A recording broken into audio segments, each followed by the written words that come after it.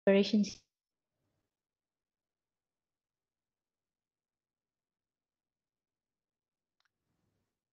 Right.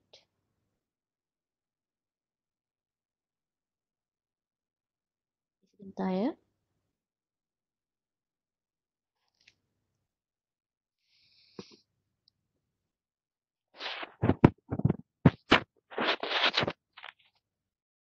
Okey,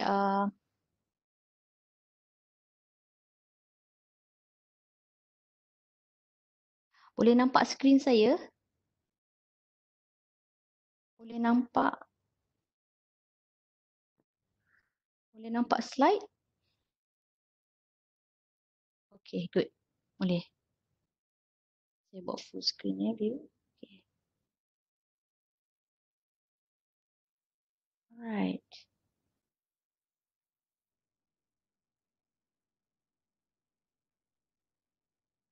Okey.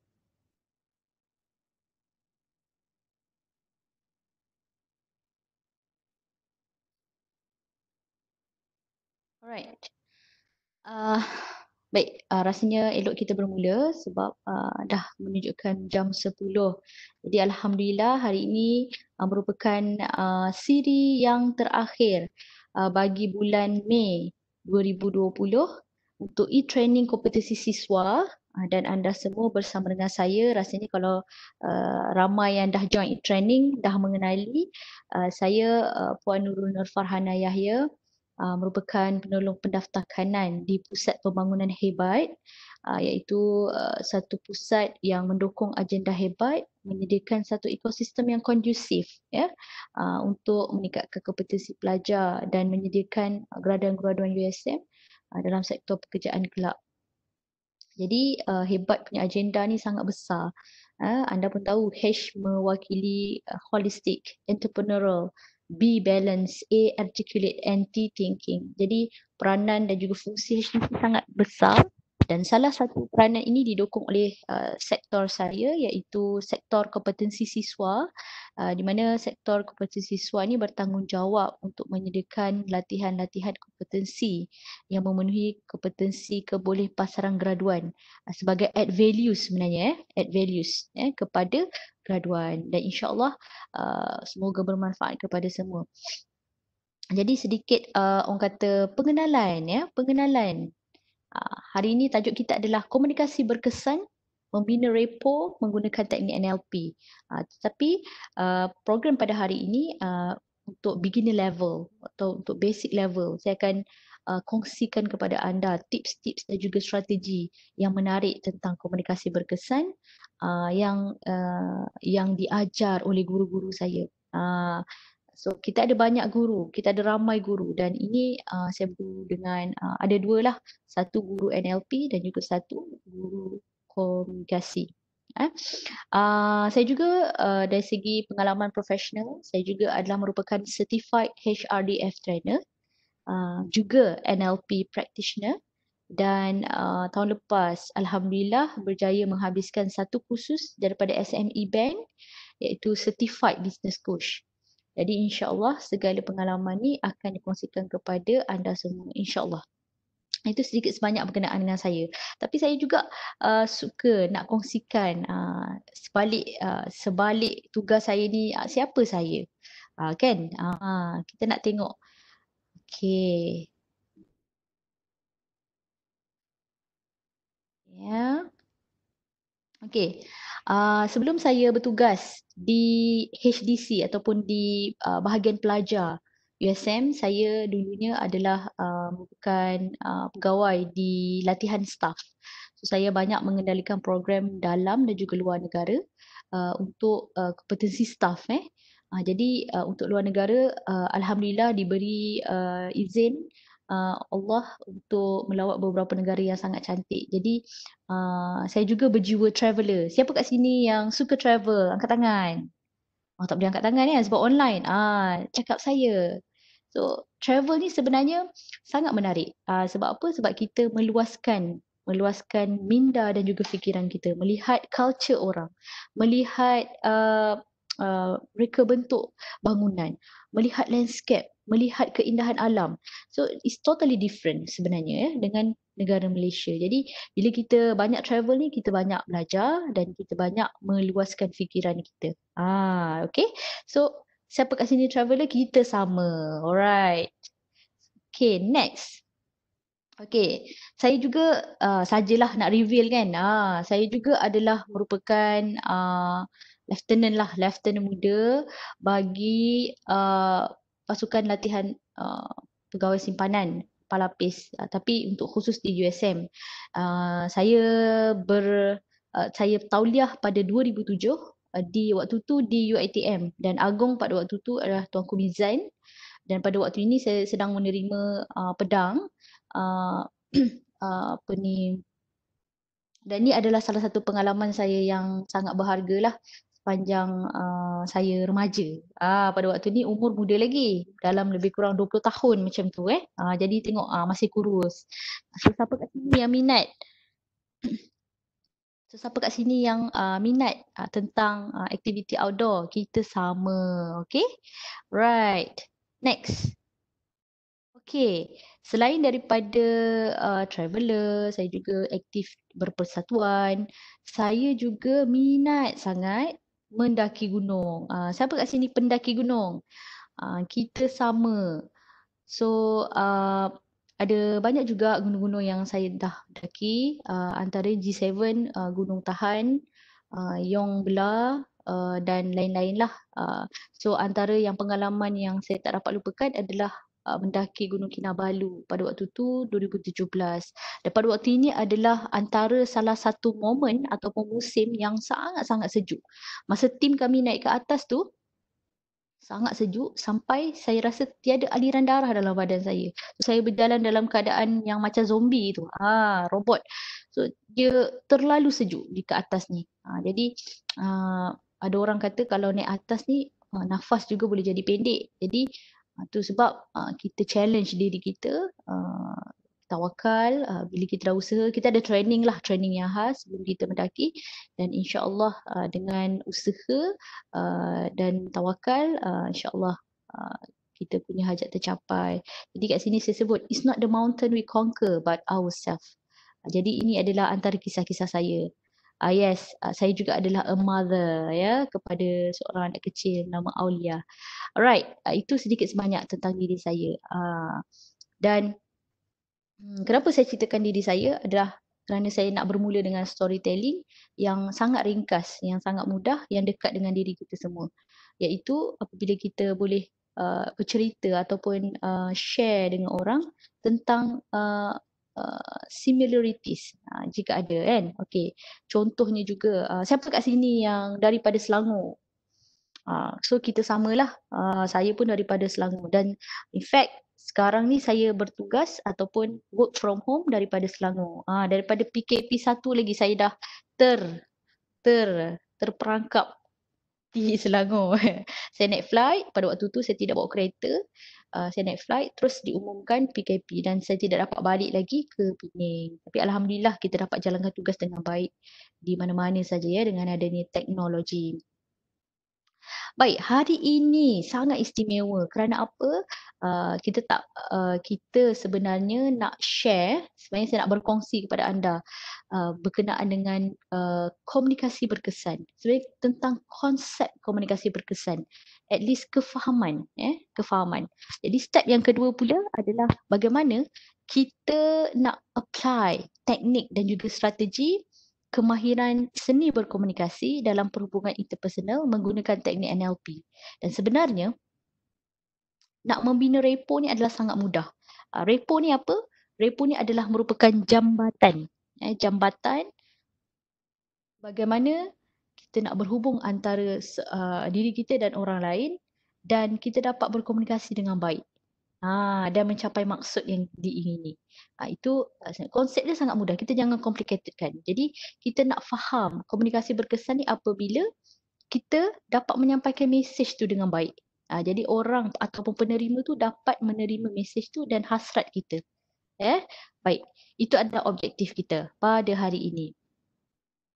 Okey, kita terus kepada definisi dan juga jenis komunikasi. So, seperti mana yang saya share tadi, komunikasi adalah merupakan proses bagaimana kita nak pindahkan maklumat, kita punya idea, kita punya pemikiran, ya, daripada satu individu kepada individu yang lain dengan tujuan untuk kita menukar persepsi ataupun tingkah laku.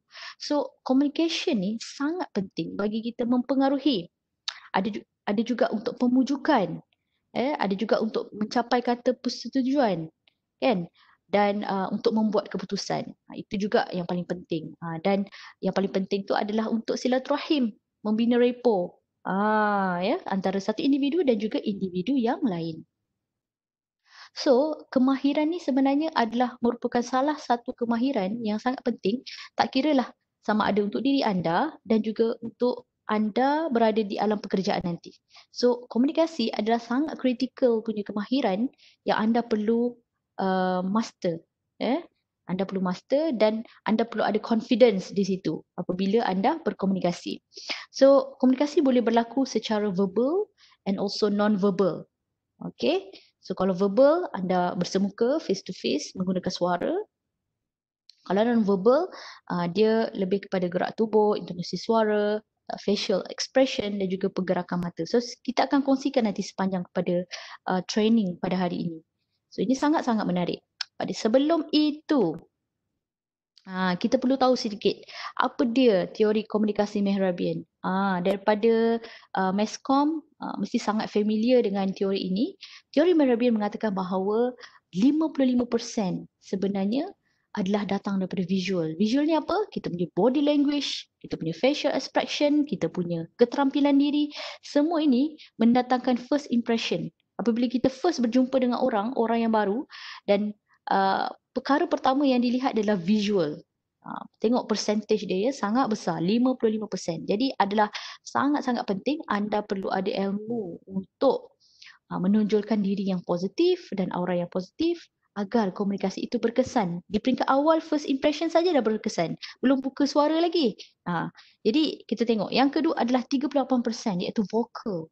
Vokal ni apa? Adalah intonasi suara turun naik. Turun naik intonasi suara, lembut ke, derah ke, kuat ke, perlahan ke. Jadi ia memainkan peranan yang penting, 38%. Ada orang yang menggunakan perkataan yang baik, yang positif tapi dia bercakap dalam keadaan menjerit ataupun kita panggil dia high tone lah, high pitch. Jadi pun tidak bagus juga untuk komunikasi berkesan. Jadi vokal itu memainkan peranan yang penting, 38%. Kemudian kita ada verbal 7%. 7%, iaitu pemilihan perkataan, ya, baik-baik perkataan yang dipilih. Ini adalah antara komunikasi. Ingat sampai bila-bila 3V ini, yang pertama adalah 55% visual. Ingat body language, gestures, kita punya postures, kita punya eye contact, itu semua memainkan peranan yang sangat-sangat penting. Okay, alright. So anda faham Okay. Okay. Next, apakah isu miscommunication? Saya nak dapatkan sedikit survey. Apakah isu miscommunication? Anda boleh bantu saya. Sekarang anda pergi ke menti.com. Anda gunakan kod 571807 dan anda scan ataupun anda boleh imbas QR code. Cuba anda kongsikan dengan satu perkataan apakah isu dalam miscommunication sebenarnya. Sebelum kita nak pergi lebih lanjut bagaimana kita nak dapatkan komunikasi yang berkesan, kita perlu tahu dulu apakah isu dan juga cabaran dalam communication. Jadi kita nak tahulah. Boleh anda kongsikan dan kita akan share nanti.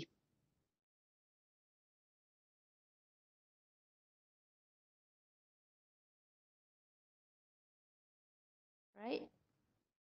So saya keluar sekejap.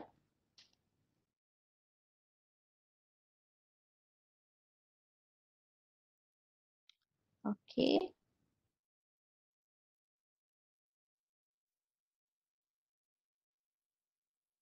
Wrong interpretation. Bersangka buruk. Okay, lagi? Boleh bantu saya masukkan kod 571807. perselisihan faham, bersangka buruk, misunderstanding, pilihan kata yang tak sesuai. Boleh nampak di skrin dia punya results ni. Okey, 7 orang. Right. Okey.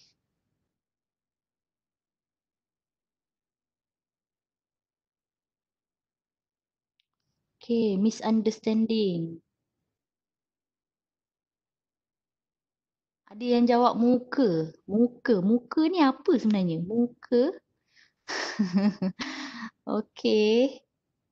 Judge by listening to nation. Into nation. Wrong interpretation. Mhm.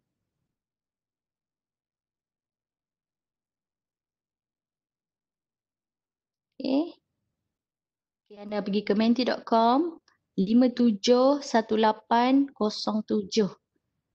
Apakah isu dalam komunikasi yang selalu orang dapat lah dalam miscommunication? Wrong idea delivery. Opposite understanding. Right?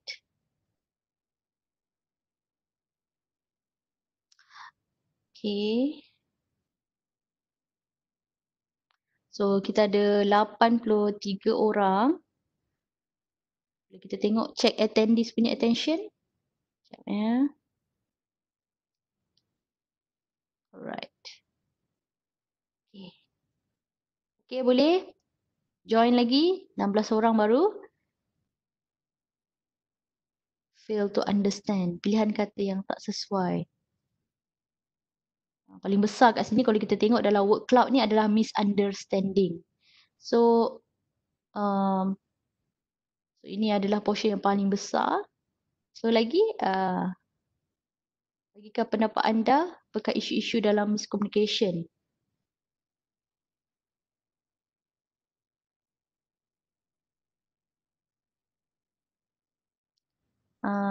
Untuk makluman saya off saya punya video sebab nak bagi lancar internet.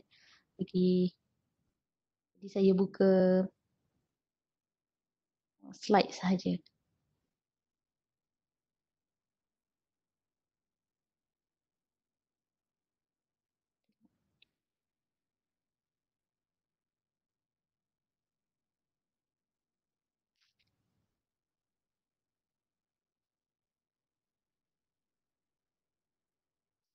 Ada yang chat kat saya sekarang ni bagi tahu ada yang tak dengar audio.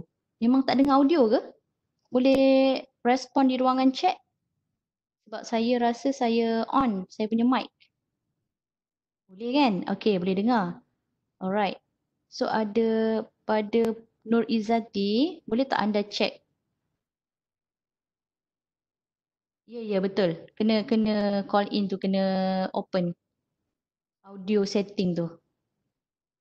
Ya betul Nur Izzati. Cuba buka dulu, tengok.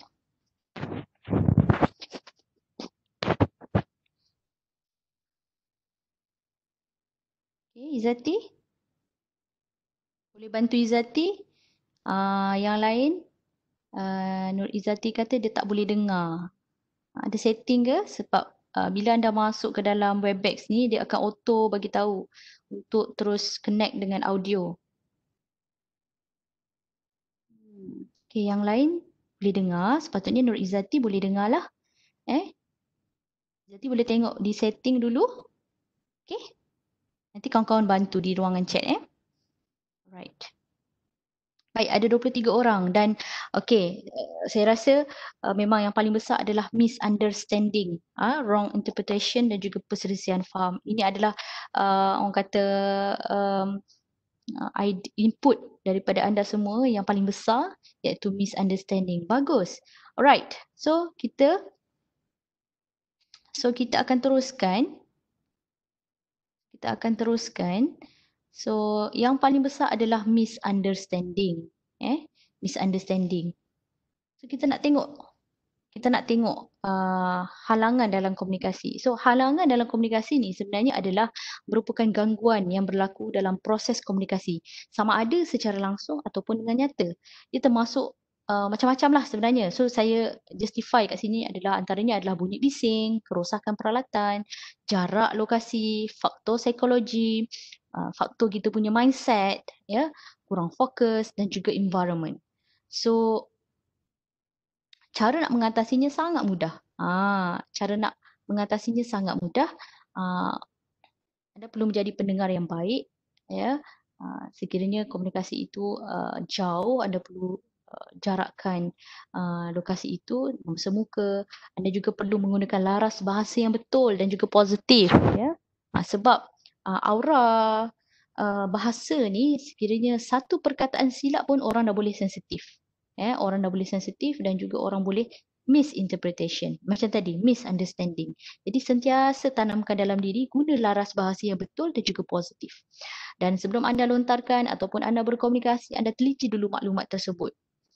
Teliti maklumat, dengar baik-baik, kemudian barulah memberi respon. Ada orang mengatakan bahawa bila berkomunikasi, setiap orang ada feelers. Feelers ni apa? Oh, tahu tak? Feelers. Itu feelers. Jadi bagaimana nak mengatasi feelers dalam komunikasi adalah dengan diam. Kadang-kadang orang sangat, orang kata, sangat suka gunakan feelers. Sebab sebenarnya bila orang gunakan feelers ni sebenarnya dia tengah berfikir. Dia nak mencari perkataan-perkataan yang sesuai untuk dilontarkan. Tapi dia tend to suka, kejap ya. Dia suka macam tu. Jadi kita kurangkan. Sebab apa saya kata kena kurangkan? Dia akan mengurangkan credibility anda dalam komunikasi. Itu feelers. Alright. Kemudian, bagaimana kita nak mengatasi? Galakkan dan hargai orang lain dalam memberi pendapat. Maksudnya kat sini, dalam komunikasi kita kena sentiasa mengalah. Mengalah tu bukannya maksudnya nak biar je dia bercakap, tidak. Tetapi kita galakkan. Apabila kita lontarkan pendapat, kita juga galakkan dan hargai orang lain memberi pendapat. Ya. Dan bila orang bercakap juga, kita beri maklum balas. Dalam komunikasi, kena set mind, bersifat terbuka, bersikap terbuka dan positive thinking. Ada orang menyoal dengan cara yang ingin menguji. Dia boleh rasa aura tu kalau misalnya kita nak test ilmu dia ni. Jadi dia menyoal tu dengan soalan yang nak menguji sebenarnya. Nak test dia punya credibility. Tapi sebenarnya kita kena belajar kemahiran dan juga teknik menyoal yang betul. Teknik menyoal yang betul ni, ni satu kursus lain lah. Ni pun, ni juga dia ada open-ended question dan close-ended question kan. Jadi anda boleh Google kat situ, boleh belajar. Right? So ni antara halangan komunikasi dan juga cara mengatasi dengan cara yang mudah. Anda tengok dulu step-step ni. Baik, next. Oh, tak keluar dia punya foto. Sebentar Okay. Saya punya foto semua tak keluar. Sebentar Alright, tak apa. Bagaimana nak handle miscommunication? Okay. Macam tadi anda dah kongsikan dalam kita punya Mentimeter, antara isu utama adalah misunderstanding. Betul. Dan antara musuh utama dalam miscommunication ni sebenarnya adalah assumption. Assumption. Kita ni suka assume. Mungkin kot. Dan ciri-ciri utama dalam assumption ni adalah kod. Ada ciri-ciri kod. Contoh, pensyarah suruh kita hantar assignment ni esok kot. Macam tu. Dia ada kod kat ujung. Jadi, you better check. Sebab, bila kita tak clarify, bila kita tak semak, dia akan banyak berlaku misunderstanding dan juga miscommunication. Jadi, apa sikap kita? Kita suka assume. Jadi, saya nak kongsikan dengan anda 3 tips apa yang anda boleh buat dan bagaimana anda boleh nak handle miscommunication. Tips yang pertama adalah ask. Anda bertanya. Apabila anda dapat suatu arahan, anda bertanya terlebih dahulu. Ataupun anda bertanya untuk confirmkan. Yang kedua, anda juga boleh repeat. Contoh, pensyarah anda menyuruh anda membuat sekian-sekian projek dengan serta-serta arahan. Jadi anda boleh repeat semula apa yang dikehendaki oleh pensyarah. Jadi sekiranya pensyarah angguk ataupun mengesahkan perkara tersebut, yes, that one clear. Okey. Dan yang ketiga, clarify. Anda clarify semula. Sebab kadang-kadang dalam organisasi ataupun dalam pasukan ataupun yang lebih dekat dengan anda adalah dalam persatuan, katakan anda seorang leader projek. Anda bagi tahu A tetapi tim anda faham B. Kan? Kita bagi tahu A, suruh buat A, dia buat B. Itu antara miscommunication sebenarnya. Kita tak boleh salahkan. So, mulai pada hari ini, kita dah tak boleh salahkan orang. Kita kena semak diri kita, adakah kita betul-betul terangkan dengan jelas apa yang kita nak. Jadi communication ni adalah merupakan maklum balas sebenarnya. Jadi anda perlu ask, repeat and clarify untuk mengelakkan miscommunication. Alright. Okay. Sebelum kita pergi lebih jauh tentang teknik-teknik dalam membina repo, kita kena tahu dulu apa dia model komunikasi. Yang paling terkenal adalah model komunikasi Laswell. Dikelompokkan dalam bentuk komunikasi linear. Sebenarnya dia linear. Communicator to communicator. Dia melalui satu channel dan sekiranya dalam channel tu juga dia ada noise, dia ada feedback, dia ada message. So ini adalah merupakan model komunikasi yang mana prosesnya berjalan satu arah, iaitu one way communication, iaitu pengirim dan juga penerima. So ini penting untuk anda faham bahawa komunikasi ini sangat mudah sebenarnya. Cumanya di antara keduanya kadang-kadang ada halangan yang kita sebutkan di awal tadi. Itu kita perlu ambil kira. Right. So, saya nak kongsikan sebenarnya 7K formula komunikasi. Ataupun kalau in English tu selalunya kalau orang kongsikan, dia akan ceritakan tentang 7C communication formula atau tips. Jadi, untuk 7K yang pertama, iaitu kepercayaan, trust. So, penyampai tu, pengirim atau penyampai, orang yang individu pertama yang nak sampaikan message, perlu dapatkan trust penerima. Dan penerima tu juga hendaklah kita kena pastikan dia menerimanya secara positif. Barulah tujuannya tercapai. So, trust penting dalam komunikasi. Yang kedua adalah truth, kebenaran. So, kita kena make sure apa-apa yang kita sampaikan, maklumat yang kita sampaikan, kita perlu teliti terlebih dahulu dan ia perlulah benar dan juga sahih. Sekiranya anda rasa itu rumus ataupun gosip ataupun perkara yang belum sahih lagi, you better jangan sampaikan. Ini sangat-sangat penting. Mulai hari ini belajar. Sekiranya anda tak pasti tentang berita tu, walaupun disampaikan oleh orang lain, sekiranya anda belum semak lagi, janganlah sampaikan sesuatu maklumat yang belum tentu lagi sahih. Kemudian yang ketiga, K yang ketiga adalah kejelasan. Kejelasan. So anda perlu memilih perkataan-perkataan dan juga simbol-simbol yang tepat, tidak mengelirukan penerima. So, pilih perkataan yang simple, yang mudah difahami. Kalau anda bercakap dengan orang, dia kena bertepatan dengan sasaran. Kalau anda bercakap dengan anak-anak kecil ataupun budak sekolah, anak-anak yang kecil lah, yang umur sekolah rendah, anda tidak menggunakan perkataan-perkataan yang high level di peringkat universiti. Jadi pemilihan perkataan sangat betul. Jadi anda mesti tukar perkataan tu. Anda pun ada buat study sikit, research sikit bagaimana nak bercakap dengan peringkat umur yang muda, yang tua. Jadi it's totally different. Jadi kena belajar.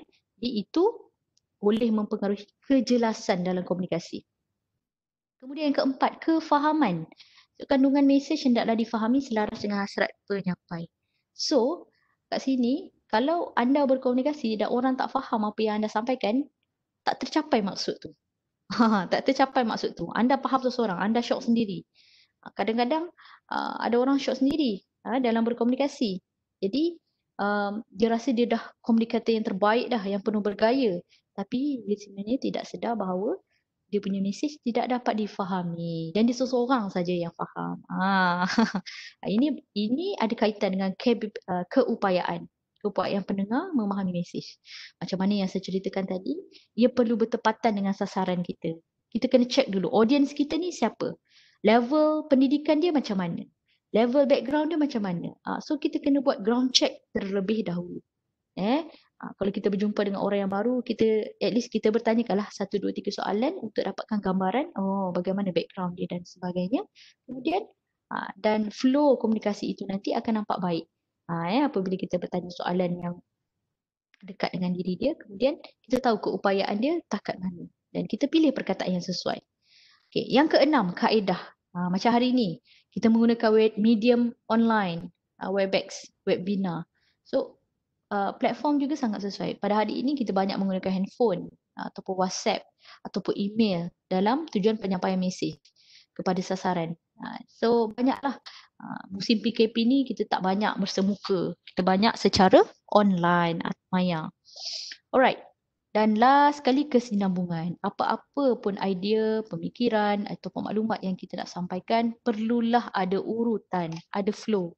So kadang-kadang orang suka jump daripada satu topik ke satu topik. Dia tidak ada flow dalam komunikasi. So anda perlu faham bahawa anda kena latih diri anda. Perkara pertama perlu ada opening lah dulu. Kemudian ada content. Kemudian baru ada closing. Kadang-kadang orang terus. Biasalah, orang kita nak cepat. Jadi kita terus kepada apa yang kita nak cakap. Ada orang yang penuh hikmah. Jadi dia jumpa orang tu, dia tanya khabar dulu. Dia tanya dulu keadaan diri dia. Tanya perkara-perkara yang dekat dengan diri orang yang kita berhubung. Kemudian barulah kita pergi kepada apa yang kita nak sampaikan. Ya? Alright. Sangat simple. 7K formula komunikasi. Nanti anda akan dapat dia punya nota ni semua saya akan upload. Alright. Gaya komunikasi organisasi. Oh, ini sangat-sangat menarik. Sama pernah dengar tentang controller, analyzer, promoter, supporter. Boleh feedback di ruangan chat. Sebentar Mana saya nak tengok chat ni. Alright.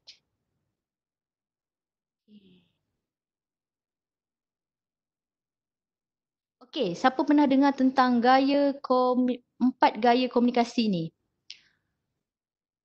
Pernah. Sung Yok Han. Pernah. Okay. Okay, siapa lagi yang pernah? Tak pernah. Nak tengok siapa pernah, siapa tak pernah. Okay, boleh feedback kat dalam chat? Saya nak tengok juga. Kalau saya cerita yang anda dah pernah dengar, cerita sikit-sikit sajalah kan. Okay, tak pernah, tak pernah. Ini sangat menarik. Sebab apa? Sebab nanti anda akan bekerja.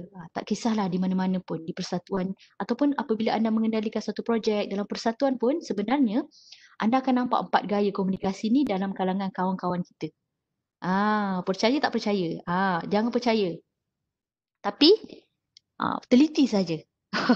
Okey, apa dia 4 gaya komunikasi ni? Nanti anda bila anda dengar saya punya penerangan ni, anda akan selidik sendirilah diri anda ni gaya komunikasi yang mana. Okey, orang yang pertama ni controller. Dia ni memang leader lah. Orang kata ni kalau dalam askar kita panggil regimental. Dia bagi arahan, dia nak yang tu. Okey, saya bagi you this project, saya nak siap esok. Dia bagi arahan macam tu saja. Arahan dia memang sangat direct, sangat tegas, tak ada budi bicara. Dia orang yang memang bagi arahan. Tapi orang respect lah sebab dia memang ada leadership yang gayanya begitu. Dia controller, dia akan mengawal, dia dominan kepada semua kawan-kawan dia. So ni controller. So apa dia analyzer pula? Gaya komunikasi yang kedua ni analyzer. Orang yang analyzer ni sangat-sangatlah detail. Sangat detail, terperinci, step by step, follow the flow. Dan kalau dia ni pun leader juga, tapi leader yang partisipatif. Maksudnya dia bagi arahan kepada anak buah ataupun kepada ahli pasukannya tetapi dengan step. Dengan step. Maksudnya okey, saya nak projek ini dijalankan sekian-sekian dan ini step dia, ini SOP yang anda perlu buat. Perkara pertama ini, perkara kedua ini, kemudian sekiranya anda dah buat, anda feedback, anda bagi kepada saya untuk saya follow up. Dia very detail.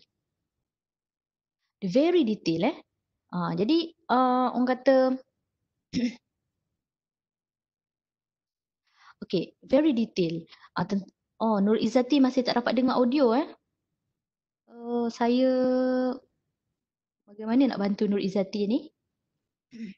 Nur Izzati mungkin boleh keluar daripada Webex terlebih dahulu.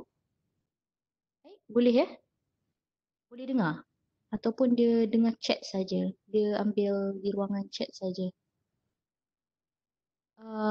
Minta Izzati keluar and then masuk semula saya rasa. Kemudian tengok boleh tak? Alright. Kita sambung. Okay, analyzer. Saya sebut tadi dia orang yang sangat terperinci dan detail, step by step. Dia orang controller dan analyzer adalah dalam kalangan leader selalunya. Eh, Dalam kalangan leader. Okay. Kemudian kita tengok promoter. Promoter ni kalau kita tengok gaya komunikasi yang dia suka berjalan-jalan. Dia banyak cakap lah cerita dia. Dia ni penghubung. Penghubung antara satu dengan yang lain. Sesuai lah dia menjadi AJK perhubungan, orang kata perantaraan, promoter. Jadi orang yang skill komunikasinya tinggi jugalah. Jadi dia buat saja. Tapi dia dalam kalangan follower juga. Dia akan buat. Dan orang begini perlu dikawal juga. Perlu dikawal dengan guideline, dengan SOP, dengan arahan. Kalau tidak dia menerawang ke sana sini kan. Jadi dia tak boleh duduk diam lah cerita dia. Okay.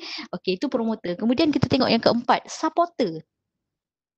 Supporter ni memang orang yang diam sajalah. Supporter dia support saja, dia ikut je arahan. Tapi itulah bila kita tidak bagi arahan, tidak diketuk, dia tidak berjalan. Dia mengikut arahan. Jadi ini 4 gaya komunikasi yang secara ringkas saya terangkan yang ada dalam setiap organisasi. Jadi anda boleh nilailah diri sendiri anda dalam kalangan yang mana. Controller ke, analyzer ke, promoter ke, ataupun supporter. Okay. So ini adalah 4 gaya komunikasi. Okay, next.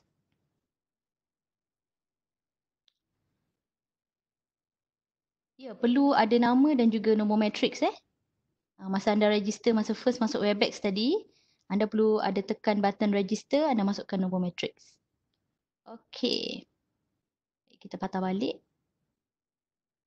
Alright, ini pun sangat-sangat menarik. Saya akan ceritakan tentang kepentingan jarak komunikasi. Secara general, kita ada 3 jarak komunikasi.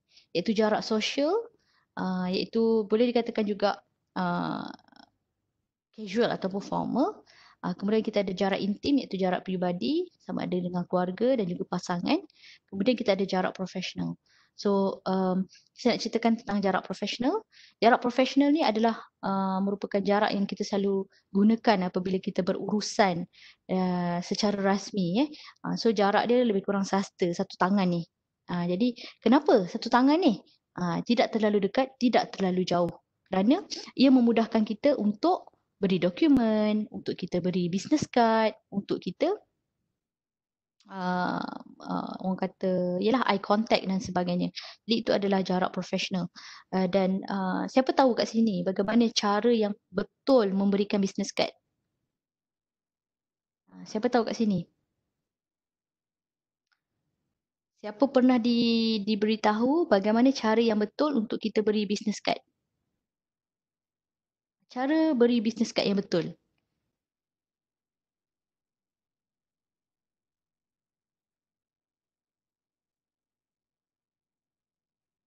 Dua tangan. Bagus? Bagus? Business card tak kat sini? Okay. So cara nak bagi business card adalah 2 tangan. Ya. Wu Jia Hui. Sebenarnya masa anda masuk Webex tu anda dah ada button register. Anda dah boleh masukkan nombor matrix sebenarnya. Okay, tak apa. Alright. So anda berikan 2 tangan. 2 tangan begini. Anda nampak video ni? Anda berikan 2 tangan. Kemudian anda kena pastikan tulisan yang tertulis di atas business card tersebut adalah menghadap kepada penerima. Boleh faham maksud saya? Nama ke atas, yes. Dan nama itu bukan menghadap kita, tetapi menghadap penerima. Anda berikan kepada dia menghadap penerima. Alright. So, berikan 2 tangan. Dan sebaiknya business card tu perlulah ada satu, orang kata, dia business card yang profesional sebenarnya satu bahagian saja. Tak perlu print 2 bahagian. Kerana memudahkan untuk dia tengok. Kalau tidak, saat lagi dia belik sana, belik sini kan. Jadi anda perlu bagi 2 tangan dan menghadap penerima. Kemudian, apa yang perlu penerima buat? Selalunya. So, selalunya apabila kita terima business card, katakan ni saya penerima, so saya pun baca. Kita sebut nama dia. Kita sebut nama dia. Oh, Puan Aisyah. Puan Aisyah. Sebutlah kalau nak sebut jawatan pun boleh. Okey. Selepas pada itu, kita jangan menyebut perkara-perkara yang tidak perlu. Maksudnya, Oh, company XYZ, pak cik saya pernah kerja kat sini. Kenal tak pak cik saya gini gini gini? Tak perlu. So dalam adab komunikasi, kita tak perlu menyebut perkara yang ataupun bertanya soalan-soalan yang tak perlu. Sebab kita tak tahu ada history ke kan? History-history yang lama. So um, perkara ini sangat penting untuk kita ambil maklum. Dan jangan simpan lagi, kalau kita tengah berhubungan dia atas meja, kita jangan simpan lagi business card tu. Kalau boleh kita letakkan di kiri ataupun di kanan meja. Yang manalah yang kita mudah lihat ataupun di hadapan kita. Di hadapan meja, di hadapan kita supaya bila kita nak menyebut semula nama dia, kita tidak tersilap. Kita boleh tengok balik. Itu adalah salah satu cara bagaimana kita nak membina repok dan juga bagaimana kita nak menghargai orang yang di hadapan kita.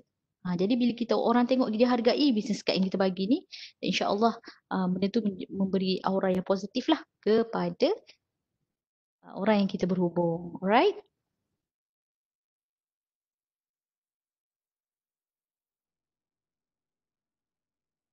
Okay, faham. Alright, bagus. Okay.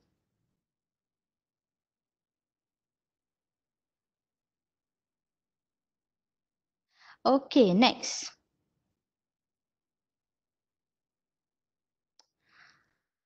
Etika berkomunikasi. Okay, sekarang ni kita banyak, saya perasan lah student ramai yang berhubung melalui email.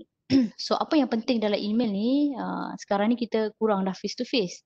So email ni anda perlu letakkan subjek. Dan apa yang penting pada subjek ni adalah uh, anda janganlah tulis dalam huruf yang besar kerana dalam etika komunikasi email ni apabila anda tulis dalam huruf besar ke semuanya seolah-olah dia memberitahu perkataan macam awas, kan. Jadi uh, yang paling baik adalah huruf kecil dan hanya huruf besar di awalnya, tahu kan. Jadi kita guna sentence case. Sebab ada setengah pakar komunikasi mengatakan bahawa apabila kita menulis subjek dalam huruf yang besar ke semuanya, dia seolah-olah macam menjerit. Sebenarnya dah penting dah bila kita tulis tajuk di hadapannya ada dua huruf besar. Tetapi kalau kita menulis semuanya huruf besar, dia seolah-olah macam menjerit lah kepada kita. Yeah. So etika komunikasi adalah lebih baik. Tak ramai orang ambil perhatian perkara subjek ni. Tapi ni saya belajar daripada pakar komunikasi. Tulis dalam keadaan sentence case. Itu yang terbaik. Kemudian kita berikan pembuka, lepas tu ada kandungan, kemudian penutup. Dan kalau boleh email yang anda gunakan, gunakanlah nama sebenar. Janganlah guna nama-nama pasukan bola ataupun ikon-ikon Korea ke dan sebagainya. Jadi itu tidak menampakkan profesional. Guna nama sebenar, register nama sebenar tu untuk urusan-urusan rasmi. Dan di bawah sekali email anda perlu letakkan signature. Signature dan juga alamat perhubungan sekiranya ada Okey. Itu secara ringkas tentang etika komunikasi. Okey. Bagaimana anda nak strukturkan komunikasi? Kalau anda perasan masa awal tadi saya bermula dengan storytelling dan juga saya bermula dengan Mentimeter, iaitu saya bermula dengan question. Itu adalah salah satu tips. Ini adalah tips bagaimana anda nak open anda punya communication. Ini apabila anda berhadapan ataupun anda dalam keadaan nak present dan sebagainya. So ini adalah salah satu tips. Kemudian anda terus kepada konten. Jangan terus kepada konten. Mulakan dulu dengan pendahuluan dan sebagainya. Kemudian closing. Closing selalunya orang akan bagi tips, doa ataupun harapan. Okay. Salah satu struktur yang sangat mudah dalam komunikasi. Okay. Storytelling ni anda boleh belajar banyak di YouTube dan juga Google. Bagaimana anda nak open anda punya ucapan dengan storytelling. Kalau tak pandai, macam saya tadi, saya bagi contoh yang mudah, bermula dengan diri sendiri. Cerita tentang diri kita. Dan yang paling penting anda find kesamaan dengan audience. Cari persamaan dengan audience. Question ni sebenarnya adalah attention grabber. Bagaimana kita nak dapatkan attention daripada ataupun engagement kepada audience. Jadi question tu pun sangat penting sebenarnya. Kita nak mereka participate dalam kita punya session. Alright. So ni tips, bonus saja ni. Alright. Okay.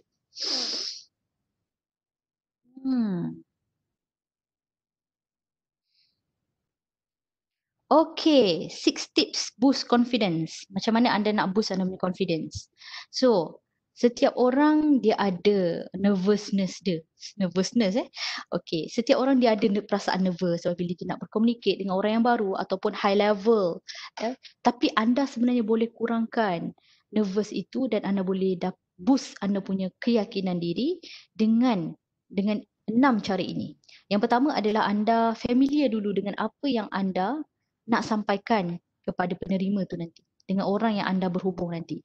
Familiar with the topics and content. Kebanyakan orang nak jumpa orang tapi dia tak study dulu.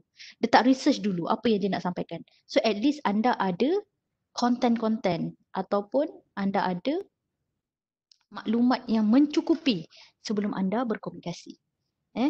Jadi anda familiar dengan topik. Anda dapatkan seberapa banyak maklumat supaya anda dapat confident anda di situ. Yang kedua, know your audience. Maksudnya bila anda nak jumpa dengan orang, anda kena tahu dululah latar belakang dia. Macam saya katakan tadi, kalau betul-betul anda memang tak tahu siapa yang anda nak jumpa, orang baru dan sebagainya, mungkin bertanyakan soalan-soalan yang mudah. Tanyakan asal mana, ataupun background, ataupun belajar bidang apa dan sebagainya. Dia bergantung kepada audiens yang anda jumpa. Okay. Sekiranya orang yang high level, anda mesti dah tahu sebab dia well known person. Jadi sedikit sebanyak anda sentuh apa kesukaan ataupun kepakaran. Jadi kadang-kadang orang suka bercakap benda yang dia pakar dalam satu bidang kan. Kita seek dia punya advice dan sebagainya. Alright. Kemudian reframing.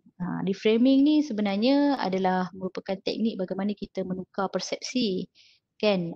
Jadi bila anda nervous, macam ni tips confidence. Jadi anda tukar mindset nervous tu kepada sesuatu yang menarik. Bila anda jumpa ni, anda bayangkan dia akan happy, akan suka dengan anda punya proposal dan sebagainya. Anda belajar untuk reframing. Bersangka baik lah, senang cerita kan, tukar mindset kepada yang positif. Kemudian strong body posture.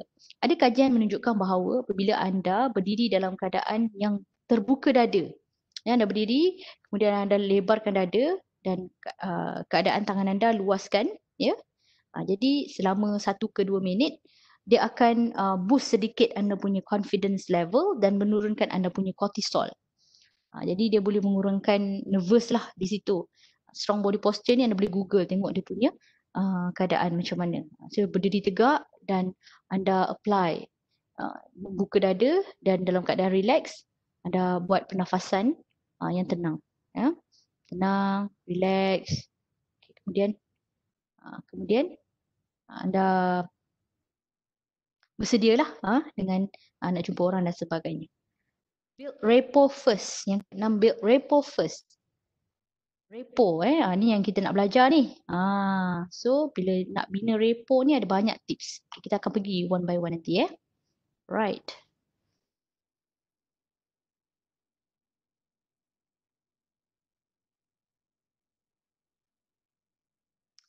Okay.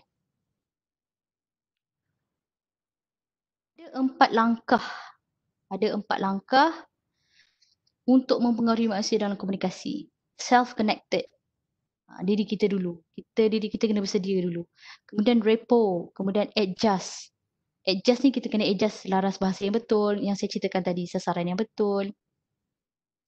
Maknanya kita kena adjust dengan personality dia. Dia ada perbezaan juga kalau kita berkomunikasi dengan lelaki dan juga wanita. So kita kena adjust. Kemudian yang keempat baru kita influence. Right. Okay, ni saya dah ceritakan tadi 2 attention grabber, tanya soalan dan juga storytelling. Okay. Okay, ini adalah salah satu instant, bagaimana kita nak membina instant rapport dengan orang. Pertama, anda boleh lakukan pujian. Secara semula jadi, macam saya katakan tadi, kita ni suka dipuji dan rata-rata manusia sangat sukakan pujian. So kita janganlah puji yang lebih-lebih. Kita puji yang ada zahir di hadapan kita sajalah. Katakan kita baru jumpa orang tu dan dia berpakaian kemas dan juga cantik warnanya. So kita boleh puji pakaian dia dan sebagainya. Sebab ada orang juga yang tak selesa jika dipuji berlebihan. So puji biar ikhlas. Jadi masa puji tu lontarkan senyuman. Senyuman yang ikhlas tu apabila kita punya otot di muka ni saya lupa nama dia, facial, otot facial di sini. Dia mengembang, kemudian mata kita juga dia naik ke atas.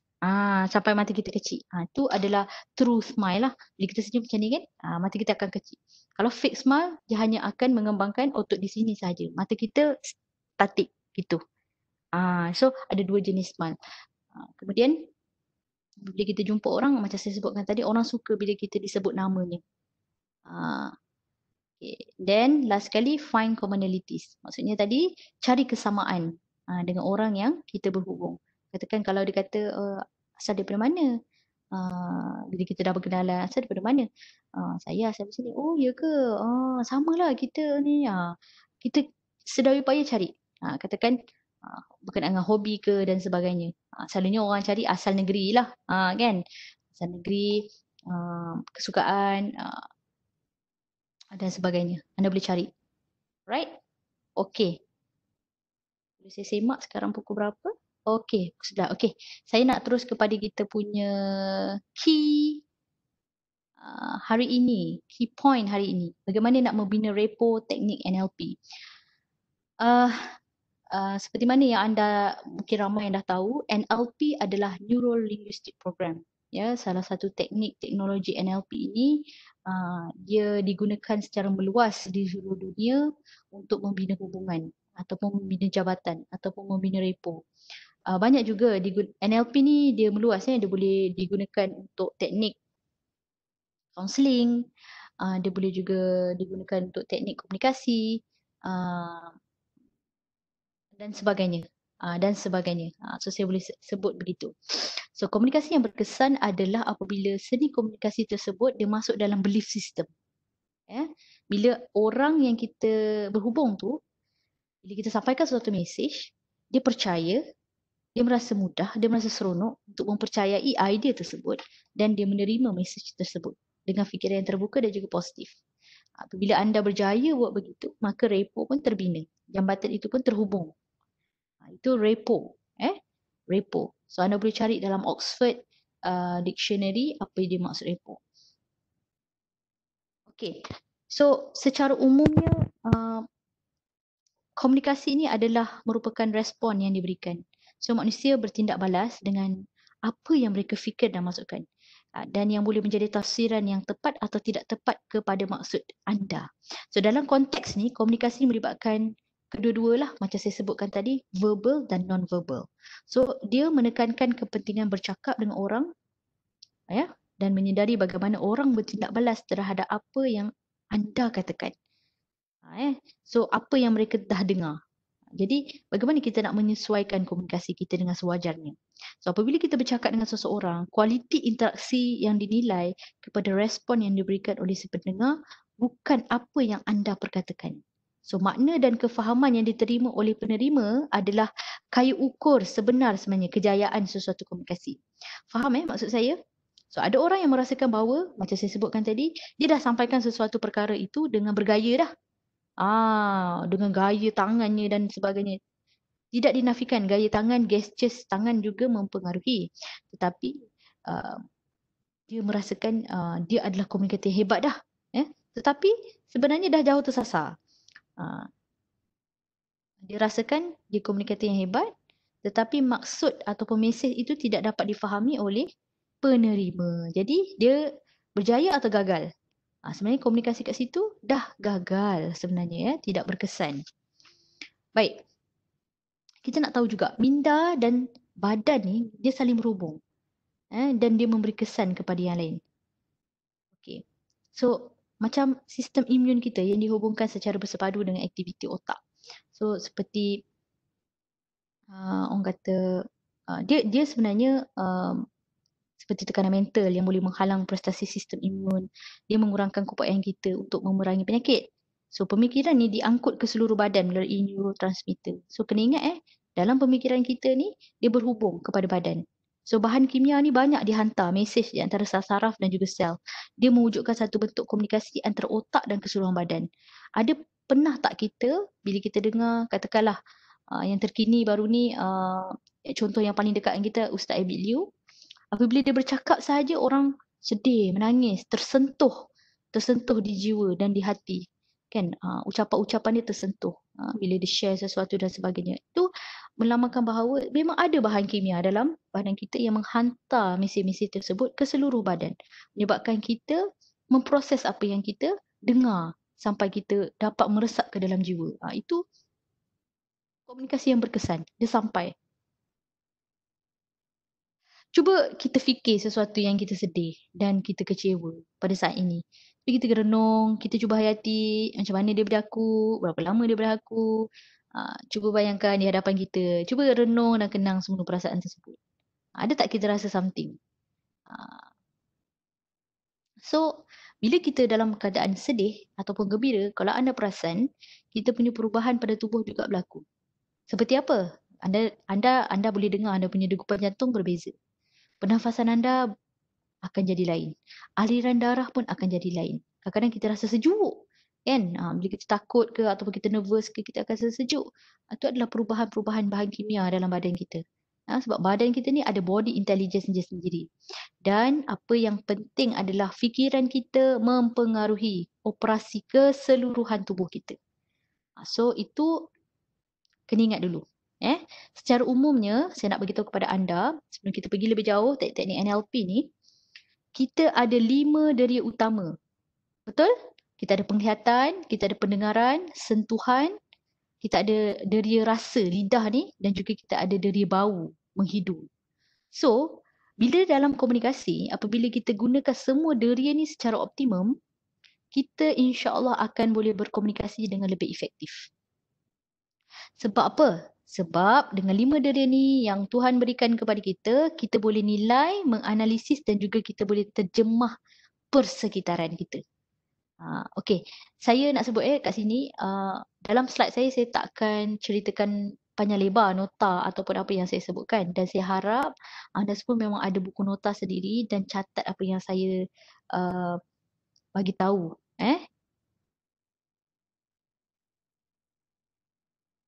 Alright. So, yang uniknya adalah walaupun semua orang berkongsi 5 deria yang sama, maklumat ditafsirkan secara individu. Contohnya setengah orang tu suka bawa kopi, orang lain tak boleh bawa kopi. Ada setengah orang hantu durian, ada setengah orang muntah bila bau durian. Setiap orang mempunyai sistem deria dan tafsiran deria yang berbeza.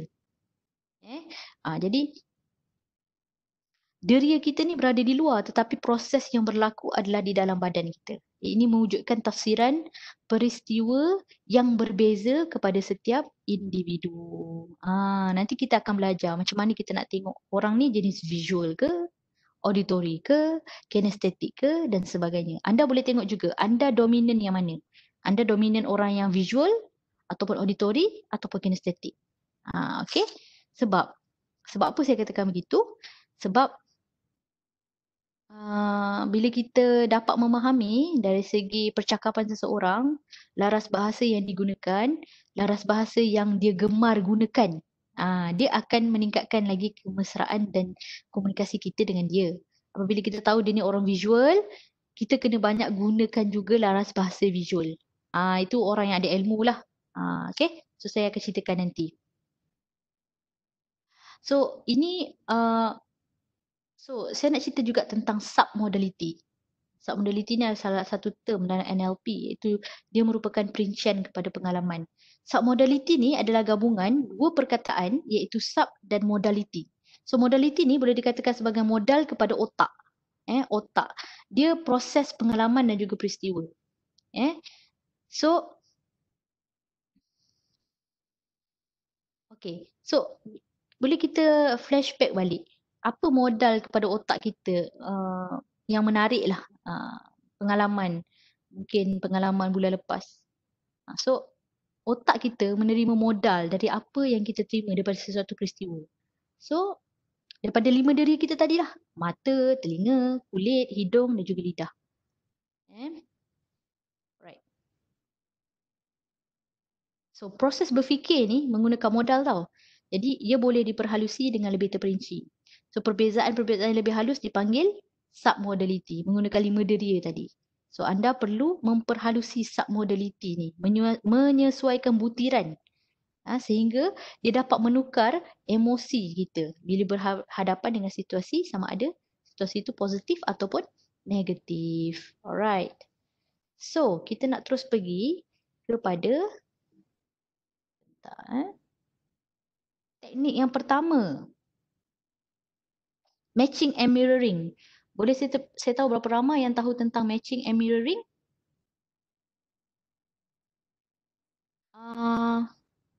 Boleh saya bertanya, semasa anda register dalam Webex tadi, masa masuk ataupun sebelum ini, adakah anda dapat satu ruangan Nomometrics yang perlu diisi? Sebab saya tengok kat sini dekat chat ramai yang hantar Nomometrics. Ada kan ruangan untuk isi Nomometrics? Ada tak masa nak masuk Webex? Ada dah kan? Okey. Okey, sekiranya dah ada, kalau anda tulis di situ, sebenarnya kita dah ada record lah. So tak perlu isi di bahagian chat ya. Okey. So kalau anda dah yakin anda memang isi semasa register masuk dalam Webex sebelum ni, dalam sesi saya, insya-Allah kita ada record dalam sistem Webex. Terima kasih. Alright. Okey, mari kita teruskan. Kita baru pada teknik pertama ni. Tapi jangan risau, dia akan berlaku dengan pantas. Alright, matching and mirroring. Siapa yang pernah dengar tentang matching and mirroring? Ini semua teknik-teknik mahal ni yang anda perlu belajar. Nanti bila di alam kerja, kalau anda nak hadir program begini, memang sangat-sangat mahal. Siapa pernah dengar tentang matching and mirroring? Siapa pernah dengar? Boleh respon dengan saya? Tak pernah dengar. Okey. Oh, ilmu barulah. Okey, ni ilmu baru Okey. So, matching and mirroring ni adalah salah satu teknik NLP. Teknik NLP. So, macam kita tahu tadi, komunikasi adalah respon yang diberikan. Manusia bertindak balas kepada apa yang mereka fikir dan maksudkan. So, matching and mirroring ni, teknik ni direka oleh Milton Erickson, 1970. Ia adalah berkaitan dengan bahasa badan dan dengan individu yang anda sedang bercakap. So, dalam komunikasi normal, sebenarnya anda tak perasan. Anda memang dah buat dah matching and mirroring. Dia berlaku secara tanpa anda sedar. Kan? So, dia melibatkan postur badan kita, gaya perilaku kita, tone suara kita, kelajuan bercakap yang sama dan sebagainya. So, ini adalah salah satu cara berkesan untuk membina repo dengan seseorang. Pernah tak anda berjumpa dengan orang yang bercakap dalam keadaan tenang, tiba-tiba anda nak respon balik kepada dia, anda bercakap dalam keadaan menjerit? Mesti anda pun menyamakan anda punya nada dengan dia dengan nada yang tenang. Nada alfa. Ada orang yang excited. Contoh saya bagi contoh. Dia dah lama tak jumpa kawan dia. Tiba-tiba dia jumpa dekat mall. Dia kata, Aisyah, ya Allah, baru jumpa hari ni. Apa khabar, sihat ke? Nampak suara tu. Tona suara tu dia tinggi. Lepas tu dia kata, Nurul, ya Allah. Ya Allah, dah lamanya tak jumpa. Dia akan membalas dengan nada suara yang sama. Ni saya cakap ni berdasarkan kepada pengalaman-pengalaman yang lepas lah. Jadi, dia menggunakan tona suara yang sama. Ada tak kita pernah nampak kawan kita yang dalam keadaan sedih dan murung? Muka dia pun masam ataupun mungkin dia tengah dalam keadaan ada masalah. Jadi kita mirror keadaan dia tu dan kita bertanya, siapa kita nak tak nama? Yang Mei. Contoh ni siapa? Yang Mei.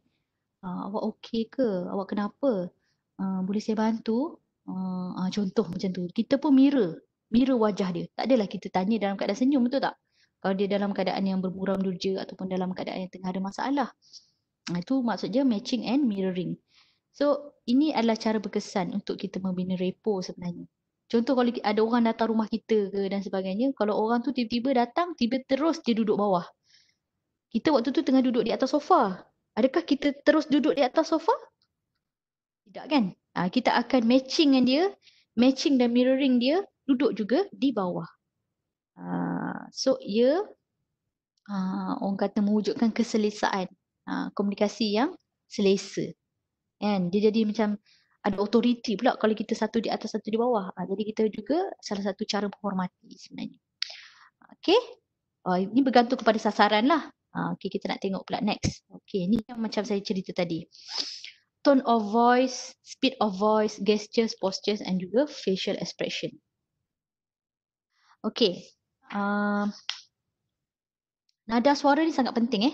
Okey, kalau anda nak buat teknik matching and mirroring dalam membina repo, sebenarnya ada 5 perkara yang anda perlu ambil kira.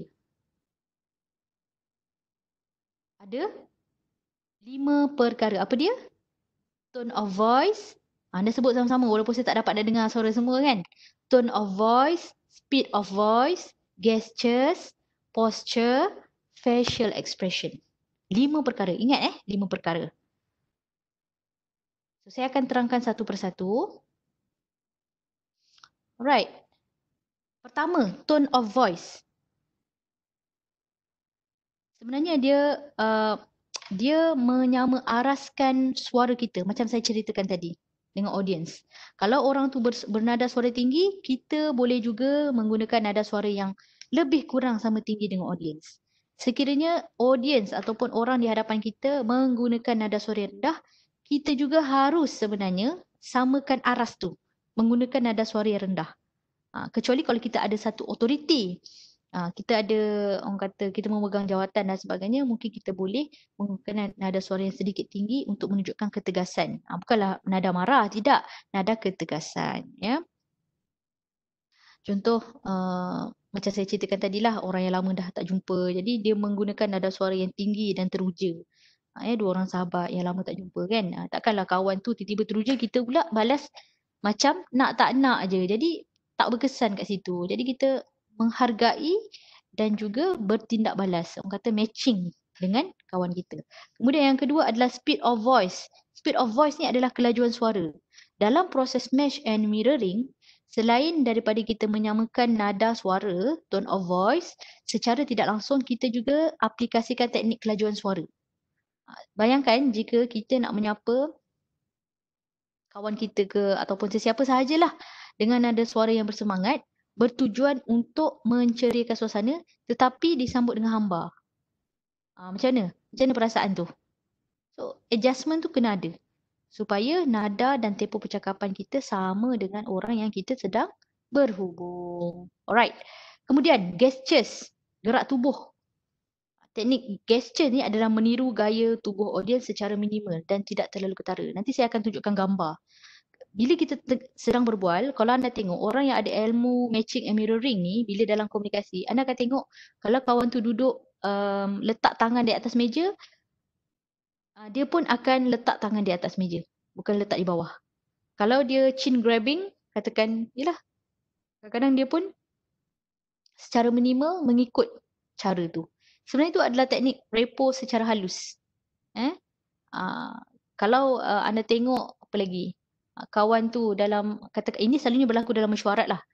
Dalam mesyuarat, dia pegang pen ataupun pegang something lah.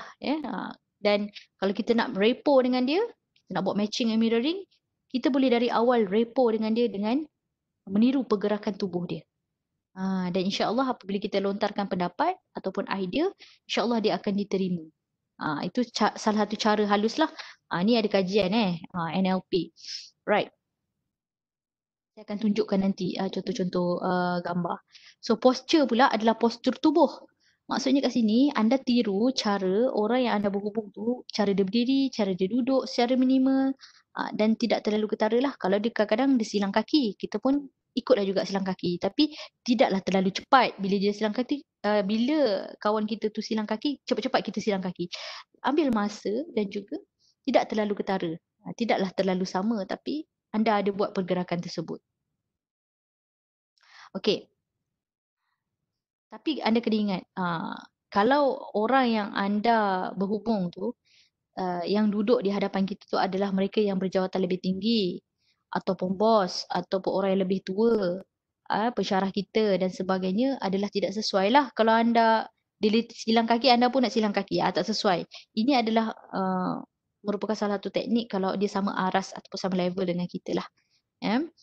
Sebaiknya cukuplah sekadar kita mengekalkan kaki kita tu pada keadaan asal ataupun secara minimal saja gerakan untuk menampakkan ada pergerakan. Alright. Last sekali facial expression. Facial expression. Facial expression ni sangat menarik, betul tak? Ada tak pernah anda senyum, orang tak senyum balik ke anda? Pernah lah kan? Tapi itu kejadian yang sangat luar biasa. Tapi kejadian yang biasa selalunya apabila kita senyum, orang mesti balas balik kepada kita. Sebab senyum ni adalah penyakit berjangkit. Senyum ni adalah apa? Penyakit berjangkit. Jadi kalau anda senyum, insya-Allah orang akan membalas aura-aura positif tu. Orang akan senyum balik kepada kita. Okey? Jadi selalulah tunjukkan riak muka riang, happy, orang kata tenang. Jadi supaya orang berasa selesa dengan kita. Kalau ada kesedihan pun cuba sembunyikan. Minimal lah, orang kata minimal. Kan kita ni manusia, tak perfect. Setiap hari ada sahaja. Jadi tapi kita boleh kurangkan dengan senyuman. Sebenarnya orang yang senyum ni adalah orang yang kuat. Orang yang mampu senyum ni adalah orang yang kuat. Okay, itu adalah facial expression. Setakat ni boleh ke 5 ciri matching and mirroring? Lepas ni anda boleh buat tak? Boleh komen? Anda boleh apply tak lepas ni? Mudah saja. Anda boleh apply tak selepas ni? Boleh, boleh, boleh. Cerita insya-Allah boleh, boleh, boleh. Alright, ini adalah contoh gambar bagaimana dia buat matching and mirroring. Kita tengok Barack Obama dengan saya tak ingat nama pemimpin ni. Cuba anda tengok ya gaya dia. So dia minimal. Dia pegang kod dia ni dua tangan. Kemudian Barack Obama pun pegang kod dia ke belakang. Boleh saja dia pegang ke depan. Dia punya blazer ataupun dia punya suit depan ni. Tapi dia letakkan juga blazer dia ke belakang untuk matching and mirroring. Dia nak menampakkan kesamaan sebenarnya. Okay, kita tengok juga dua wanita ini. Dua wanita ini berpeluk tubuh. Jadi kawan dia pun berpeluk tubuh. Angkat tangan sebelah. Jadi dia matching and mirroring. Ada juga orang yang duduk dalam keadaan kaki terbuka. Jadi kawan dia pun matching kan dan juga mirror. Ini lebih kepada mirror. Mirror. Keadaan tangan, anda tengok keadaan tangan, keadaan kaki, keadaan badan. Badan dia tundukkan ke hadapan sedikit. Jadi nampak kat situ kesamaan. Jadi komunikasi itu akan jadi lebih berkesan. Ya. Right. Dan anda tengok yang gambar last sekali, dia senyum. Salam sambil senyum. Jadi facial expression. Matching and mirroring dari segi facial expression. Apa jadi bila, cuba anda bayangkan, anda senyum, anda salam dengan orang, tiba orang tu balas dalam keadaan yang masam muka. Mesti awal-awal tu dah ada first impression bahawa, dia adalah datang sangkaan-sangkaan tu kan. Jadi awal-awal lagi dah tak berapa bagus reponya. Okay, kita ada sangkaan. Okay. Kemudian itu teknik pertama. Boleh dapat teknik pertama, insya-Allah anda boleh apply selepas ni. Teknik yang kedua pun sangat-sangat menarik, iaitu pacing and leading. Ini juga merupakan teknik NLP. Pacing and leading ni pun secara tidak sedar, di mana anda gunakan teknik ni untuk orang menerima idea tanpa perlu paksa dia. Kita ni meneroka apa yang selesa dalam pemikiran seseorang dan cuba kita masukkan idea kita dalam fikiran mereka menggunakan idea selesa. So, teknik pacing and leading ni adalah merupakan secara umumnya cara dia mudah saja sebenarnya. Sebenarnya cara dia, anda bual dulu topik yang digemari oleh seseorang terlebih dahulu. Anda bagi ruang dulu kepada orang di hadapan anda memilih ataupun bersembang topik yang digemari. Kita ni selalunya kita je yang sembang apa yang kita suka. Jadi kita tak bagi ruang pun orang nak sembang tentang diri dia. Orang ni suka apa? Orang ni suka cerita pasal diri dia sendiri, betul? Jadi teknik pacing and leading ni kita mengalah dulu. Cerita dia senanglah, mengalah dahulu. Pacing and leading ni selalunya orang buat 3 kali. Pace, kemudian lead. Kemudian baru lepas tu kita cuba masukkan idea kita dalam perbualan tersebut. Ya.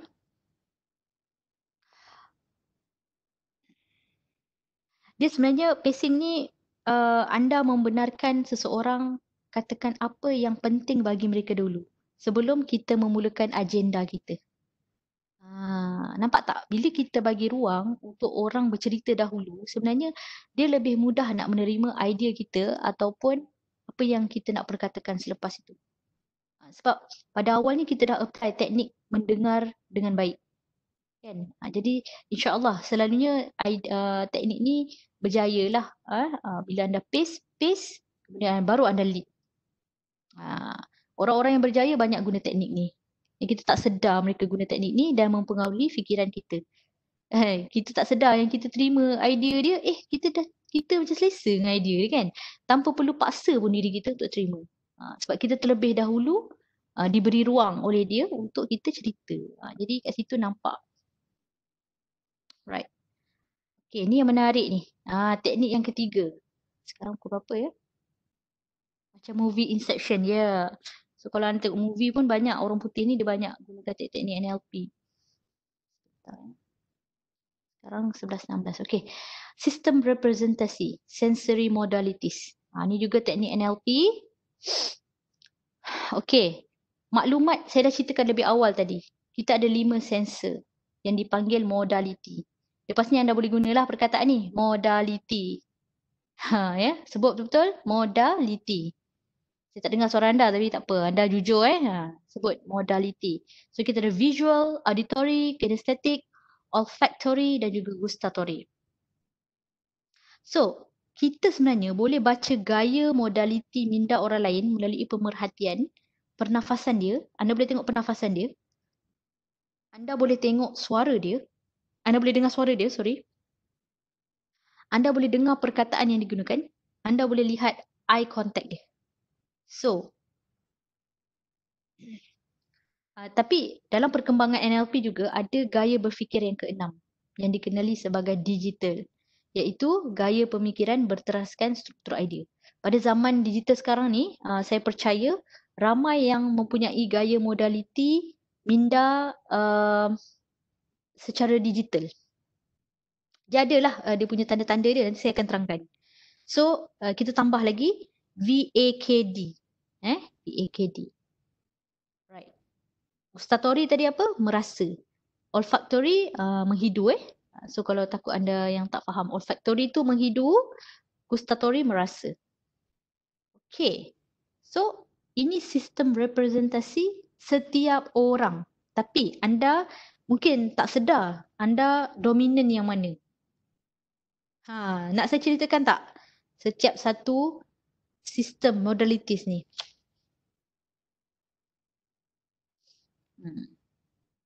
Okay. Okay, kita nak tengok Kalau orang tu visual, kalau anda ni visual, setiap kali saya bercakap ni, dalam fikiran anda ada image. Ada filem. Macam tadi saya tengok, siapa tadi yang komen? Dia kata macam ada filem ni. Jadi dia membayangkan, dia banyak imajinasi. Imajinasi dia tinggi. Dia orang visual. Dia berfikir dengan membayangkan image dalam fikiran. Saya kadang-kadang pun orang yang visual juga. Saya suka latih diri saya visual. Dan kadang-kala saya aktifkan juga modalities yang lain. Kemudian kita tengok juga orang yang kinestetik. Orang yang kinestetik ni orang yang banyak bergerak. Dia suka buat. Dia cepat. Dia berfikir dengan menghayati dan merasai sesuatu perkara dalam fikiran. Ni orang yang kejiwaan sikit. Dia kinestetik. Kemudian digital. Digital ni macam saya ceritakan tadi, dia menstrukturkan idea secara teratur dalam fikiran. Bila dia dengar apa yang, contoh training hari ni, dia dah susun dah idea tu ataupun maklumat tu dalam fikiran dia. Secara sistematik. Dia dah susun dah. Pertama tadi, cerita pasal halangan. Yang kedua, cerita tentang cara-cara mengatasi. Kemudian bagaimana nak membina repo. Kemudian teknik. Dia dah susun dah dalam kepala dia. Struktur idea dia. Tu orang digital. Kemudian orang auditori. Orang auditori ni kemahiran mendengar dia sangat-sangat baik. Dia suka mendengar. Kalau anda tengok, ataupun anda nilai lah sendiri, orang auditori ni dia suka dengar bunyian ataupun muzik ataupun dengar orang bercakap lah, macam radio dan sebagainya kan. Ceramah-ceramah ataupun macam ni lah sekarang. Sebab kita tak nampak muka, jadi kita tengah dengar suara saja. Dia suka. Dia berfikir dengan menyebut dan mendengar dalam fikiran. Lain Cuba anda tengok perkataan visual dan juga auditori. Berfikir dengan membayangkan image. Auditori berfikir dengan menyebut dan mendengar dalam fikiran. Dahsyat tu. Mendengar dalam fikiran Kita tak tahu orang punya gaya modality dia. Setiap orang lain-lain. Tapi kita boleh detect. Nanti saya akan terangkan. Tu ada typo sikit, menyebut bukan menyebur. Okay. Alright. So saya nak ceritalah. Kalau anda ni visual, saya kata tadi kita boleh tengok dari segi pernafasan, suara dan juga perkataan yang digunakan kan. So kalau anda ni orang yang visual, mata dia banyak bergerak ke atas, ke atas, kiri dan kanan. Ataupun mata depa ni selalunya nampak tak fokus. Tapi sebenarnya fokus. Cumanya dia orang visual kan, jadi dia nampak macam image banyak. Jadi mata dia banyak ke atas, kiri dan kanan. Ke atas, dia pandang ke atas dulu dan kiri ke kanan. Alright? Okay. Gerak tubuh dia pula, orang visual ni selalunya dia gerak pantas lah. Dia ni orang yang jalan laju, buat apa-apa pun cepat. Dia orang visual selalunya. Kadang-kadang nampak juga dia beria dalam satu perkara. Sebab dia nampak image kan, jadi dia cepat. Image ni kan cepat, jadi dia suka. Okay. Pernafasan. Dia lebih banyak bernafas di bahagian atas dada. Dan dia bernafas dengan cepat. Ya. Percakapan, bercakap dengan lebih cepat juga. Atau dengan nada yang nyaring dan juga laju. Cara percakapan. Perkataan yang digunakan, okay. Kita akan nampak orang yang visual, dia suka menggunakan perkataan, lihat, tengok, bayangkan, menampakkan perspektif. Cuba anda perhatikan, renung kembali. Anda suka menggunakan perkataan apa? Dan orang yang macam ni, cara dia belajar, dia lebih sukakan gambar. Dia suka gambar, dia suka video, dia suka gambar rajah, infografik.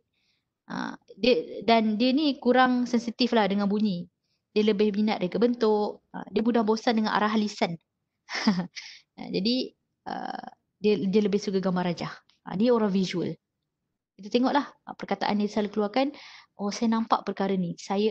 Dia guna perkataan tu. Right? Okay. Yang kedua, orang yang kedua, dia berfikir dengan menyebut dan mendengar dalam fikiran. Okay, cara dia, mata dia, kita akan tengok dia bergerak secara melintang, kiri dan kanan. Orang auditori ni. Nampak dia setara dengan dia punya telinga. So, gerak tubuh dia lebih seimbang selalunya. Dia suka sentuh, gosok-gosok dagu. Selalunya gitulah. Gerak isyarat dia sebelah tengah dan cenderung untuk menyinding. So, cara dia bernafas di bahagian tengah dada, berirama serta perlahan. Dan orang yang auditori ni gemar bercakap dengan berirama. Ada rhythm. Dia bercakap ada rhythm.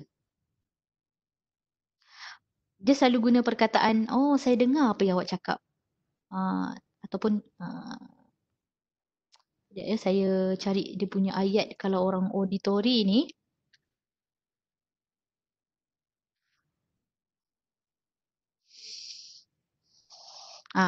Contohnya, saya dengar apa yang awak cakap. Oh, bunyinya macam biasa saya dengar. Oh, itu bunyi deringan loceng. Oh, bunyinya macam baik. Kalau orang visual, dia akan cakap macam ni. Oh, saya nampak baik idea tu. Saya nampak. Nampak tak pemilihan perkataan yang dia gunakan. Okay. So, orang yang auditori ni, kalau belajar dia suka macam mana? Dia suka senarai, dia suka ringkasan, dia suka petikan, dia suka bahan bacaan. Dan mereka ni memang sangat beri perhatian kepada bunyi, nada dan mereka ni mudah terganggu dengan bunyi bising ni. Alright. Kemudian, kinestetik. Kinestetik ni yang saya kata tadi, dia kejiwaan. Dia menghayati, dia merasai, dia dengar je orang cakap, dia terus menusuk ke dalam kalbu dia. Kan? Sebab dia merasai sesuatu dalam fikiran. Dahsyat tu. Merasai orang macam ni, jiwanya selalunya halus. So, macam mana kita nak detect? So, mata dia, selalu dia melihat ke kiri dan ke bawah. Selalunya yang dominan ke bawah lah. Dia memandang ke hatinya. Ke bawah Ke bawah. Ke jantung dia lebih banyak memandang ke bawah. Gerak tubuh mereka berirama dan banyak menyentuh bahagian dada. So pernafasan dia banyak di bahagian bawah lah. Dan pernafasan dia selalu lebih dalam. Lebih perlahan. Orang kinestetik ni dia bercakap perlahan, nada lambat. Dan perkataan yang dia gunakan selalunya perkataan yang menusuk kalbu. Contoh apa perkataan yang menusuk kalbu? Saya merasa simpati dengan awak. Dia banyak perkataan rasa. Ha, Orang visual dia banyak guna perkataan nampak, orang auditori banyak guna perkataan saya dengar, orang kinestetik banyak guna perkataan rasa. Lepas ni anda dengar kawan-kawan anda cakap macam mana. Okay? Okay, last kali yang terbaru, digital. Digital. Ramai orang sekarang digital. Okay, mata dia melihat ke kiri dan ke bawah, sama juga. Yang tadi, kinestetik melihat ke kanan. Kalau digital, melihat ke kiri dan ke bawah. So, gerak tubuh dia, nafas dia dalam dan pantas sekali-sekala. So, pernafasan dia di bahagian tengah dan juga atas. Dia bercakap, orang yang digital ni memang cakap dia lancar. Jelas, satu persatu. Sebab dia punya dalam fikiran dia teratur. Struktur idea dia sangat teratur dalam fikiran dia. So, perkataan yang dia selalu gunakan juga, perkataan yang sangat menyentuh lah, ada perasaan rasa lah. So, contohnya dia selalu gunakan perkataan begini. Saya faham idea awak tersebut. Nampak tak? Faham. Dia setiap orang ada dia proses maklumat. Contoh hari ni saya bagi tahu dalam training, dia setiap orang ni proses maklumat dengan deria modaliti masing-masing. Sama ni mungkin kita tak pernah dengar perkataan ni. So selepas ni anda dah dengar sensory modalities yang berbeza. Kalau orang yang visual, setiap kali saya cakap dia nampak image. Kalau orang yang auditory dia nampak, dia dah dengar dalam fikiran. Kalau orang kinestetik dia rasa. Orang digital dia dah susun dalam fikiran dia, dia faham idea apa yang saya sampaikan. Masalah komunikasi ni bila kita tak faham orang punya gaya modaliti. Orang di hadapan kita. Macam sekarang saya tengah bagi training dan audiens saya ramai. Saya bercakap secara general. Jadi saya ada golongan visual, digital, kinestetik dan juga auditori. Jadi yang kita nak tekankan ni bagaimana kita nak berkesan bila berhadapan dengan seseorang. Maksudnya kita boleh detect, kemudian kita guna laras bahasa yang betul dengan dia. Bila kita dah dengar, oh dia ni orang visual. So kita banyakkanlah perkataan-perkataan orang visual bila bercakap dengan dia. Sebab apa? Ada kajian, yalah, hypnotic language pattern ni, dia mampu mengubah tingkah laku dan juga mengubah belief system. Menyebabkan dia menerima idea kita dan repo dengan dia semakin baik. Ya, ini salah satu kemahiran yang tak ramai orang kongsikan di luar. So, ada satu lagi. Okay, boleh setakat ni on sensory apa tadi? Sebut balik. Type semula. Apa dia semua? VAKD. Kena ingat sampai bila-bila. Apa dia? VAKD. Kita panggil apa ni? 4 ni? Boleh sebut dalam chat. Sensory modalities. Alright. Sensory modalities. Okay, bagus. Okay. Ni pun ilmu mahal. Pernah tak anda, sebenarnya kalau training berdepan, saya akan bagi set of soalan. Satu set of soalan, lepas tu anda cari pasangan, anda boleh nampak mata dia pandang ke mana. Tapi saya hari ni saya berikan teori sahaja bagaimana kita nak access dia punya maksudnya eye assessing cues. Ada kita lontarkan soalan, contohnya apa pengalaman yang paling menarik anda pernah lalui semasa anda kecil. Kadang-kadang kita akan nampak mata dia banyak pergi ke arah kanan atas. Anda tengok struktur ni. Boleh nampak ke gambar ni? Boleh nampak cursor saya tak? Boleh nampak ke saya rasa? Okey. Ini sebelah kanan Ini sebelah kanan. Ini sebelah kiri. Okey. Kadang-kala bila kita bertanya suatu soalan, mata dia akan pergi ke atas kanan. Atas kanan. Jadi dia tengah membayangkan satu image dan sedang remembered. Dia tengah melihat image sebelum ini. Dia tengah gali balik history-history yang lama. Jadi kita boleh tengok. That's why dalam orang kata kalau anda jadi perisik lah satu hari nanti kan, anda akan belajar benda-benda ni lebih mendalam. Sebab anda boleh tahu kalau orang tu menipu macam mana. Kalau anda tanya satu soalan, kalau dia betul-betul ingat, memang ada dalam fikiran dia, dia akan pandang kanan atas. Tapi kalau dia cuba menipu ataupun dia cuba nak construct sesuatu, mungkin dia akan pandang sebelah kiri atas. Ni dia sedang apa? Dia sedang mengadakan benda yang tiada. Ni dia punya kunci dia. Kan? Dia senang membayangkan dia tengah konstruk kan. Kalau betul lah dia cakap benar, dia hanya perlu remember dan juga membayangkan perkara yang sebelum ini, memandang kanan atas. Tapi kalau nak tengok orang tu menipu kadang-kadang boleh. Kita tengok mata dia kiri atas. Tapi kalau orang yang professional, tapi orang tu dia buat salah dan sebagainya, dia boleh kawal mata dia. Kalau dia ada ilmu ni, dia juga.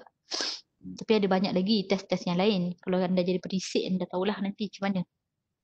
Okey, kalau kita bertanyakan soalan tentang muzik dan sebagainya, dia akan memandang secara melintang kalau dia mengingat kembali apakah bunyi uh, remembering sounds you have heard before. Sebelum ini, so dia akan memandang belah kanan. Kalau dia sedang hearing new of different sound, dia akan memandang sebelah kiri. Kalau orang tu sedang, okay, yang ni menarik juga, self-talk, what's happening. Bila dia talking to yourself, internal dialogue, orang auditori ni, ni auditori memandang ke bawah. Kalau orang kinesthetic, feelings, emotion, dia banyak pandang belah kiri. Dia pandang jantung ni, belah kiri ni. Nampak tak? Kiri, bawah. Sense of touch. Ni buat orang kinesthetic. Dia sebenarnya ada set of soalan lah yang kita boleh access mata. Menarik sebenarnya benda ni. So insyaAllah program depan kalau misalnya dah habis musim PKP, kita boleh buat semula program ni. Dan kita boleh sama-samalah apply. That means bila kita pandang orang, kita ikut belah kiri dan kanan kita kan. Pandang orang maksudnya apa? Kalau kita pandang kiri kanan tu, nanti orang kata kita, dia macam ni. Si Resma, dia sebenarnya apabila kita berhadapan sedang berkomunikasi dengan orang di hadapan kita, kita perlu buat eye contact yang sama laras dengan dia, sama aras dengan dia. Kita jangan pandang kiri kanan. Ia tidak sesuai. Ini adalah bagaimana kita nak akses ataupun memahami gaya dia berfikir. Faham? Ini eye accessing cues.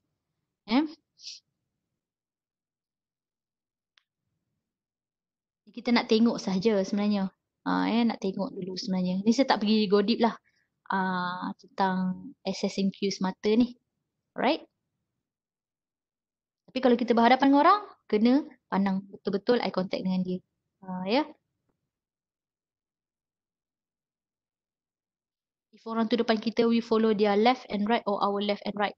Tak ada left or right, you kena pandang dia kepada muka dia. Fokus kepada muka dia. Fokus kepada apa yang dia nak cakap.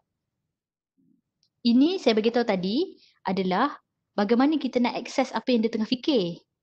Eye accessing cues ni. Nak tahu orang tu menipu boleh juga. Tapi ni khusus yang lain lah. Sebenarnya ni satu topik yang besar juga. Cuba saya tak akan kongsikan di sini. Alright. Ni anda perlu tahu saja. Alright. So nanti kita akan cerita kali berlanjut insyaAllah pada akan datang punya training mungkin. Okay. Okay, last kali. Last kali. Okay, masa pun ada sikit lagi. Alright. Saya nak ceritakan last kali teknik Bina Repo Meta Program. Apa dia meta program? Meta program adalah satu elemen yang merangsang tindakan seseorang. So, ia senarai perkara yang mempengaruhi seseorang buat keputusan sama ada untuk melakukan sesuatu atau meninggalkan sesuatu. Sebab kita boleh tahu seseorang punya meta program apa.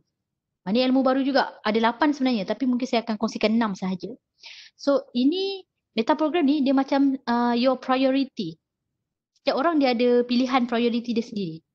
Tapi kita tak sedar sebenarnya selama ni cara meta program kita. Saya akan kongsikan. Mungkin anda kurang faham. Tak apa, kita akan tengok satu persatu. So, meta program Meta program. Oh, tak keluar gambar. Okey, meta program ni ada lebih kurang 8. Dia ada away from, towards to, sama ada big chunk, small chunk, proactive, reactive. Proactive, reactive. Sorry, proactive, reactive,